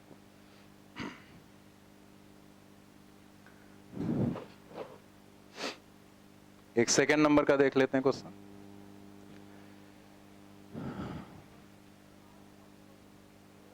$1 million. If the size of bacteria is 1 micron, what will be the number of it in 1 meter length? 1 metre length में कितने बैक्टीरिया होंगे? अगर एक बैक्टीरिया का साइज, देखो क्या लिखा उसने, 1 माइक्रोन लिखा है। माइक्रोन मतलब माइक्रोमीटर, ठीक है। तो दैट मीन्स 1 जो माइक्रोन लिखा गया है उसका मतलब है 10⁻⁻⁶ मीटर। तो वो एक बैक्टीरिया का साइज है। मतलब हम और उसने पूछा है कि 1 मीटर में कितने होंगे, तो हम ये कह सकते हैं ऐसे, सिंस 10⁻⁻⁶ मीटर इंप्लाइज दैट, ऐसे बस लिख दिया, ठीक है। इतने इंप्लाइज दैट 1 बैक्टीरिया, ठीक है। ये एक बैक्टीरिया को यहां पर इंप्लाई कर रहा है। तो 1 मीटर कितने बैक्टीरिया को इंप्लाई करेगा? 1 metre implies that 1 × 1 divided by 10⁻⁶, ठीक है। वही सिंपल वाले जो रूल है डायरेक्ट प्रोपोर्शन वाले। तो ये हो जाएगा 10⁻⁻⁶, सॉरी प्लस हो जाएगा यहां पर।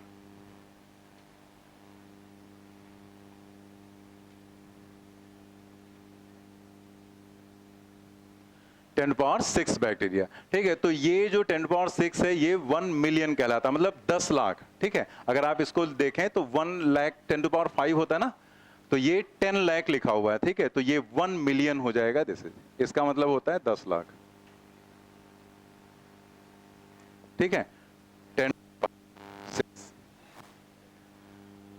क्या हुआ? अच्छा ज्यादा जल्दी में तो इधर वाली विंडो खोल दें हम, सीधे निकल जाओ नीचे, ठीक है। चलिए ठीक है, और अपने एडमिशंस आप कर लो जल्दी से, जिससे कि क्लियर हो जाए। और देखो एक मिनट रुक जाए। देखो एडमिशंस जब हो जाएंगे तो अभी जैसे टेस्ट भी स्टार्ट करने हैं, और फिर ग्रुप भी आपका बनना है, फिर हर चीज में टाइम लगता है। तो आपका जो ग्रुप है वो बनेगा, आपका एक बैच डिसाइड हो जाएगा, उसमें आपको वीडियोस वगैरह मिलेंगे, तो वो ऐप पे सारी चीजें रहेंगे, तो उसमें सब में टाइम लगेगा। तो थोड़ा सा आप जल्दी कर ले, जो भी डिसीजन लेना है आप ले सकते हैं, ठीक है।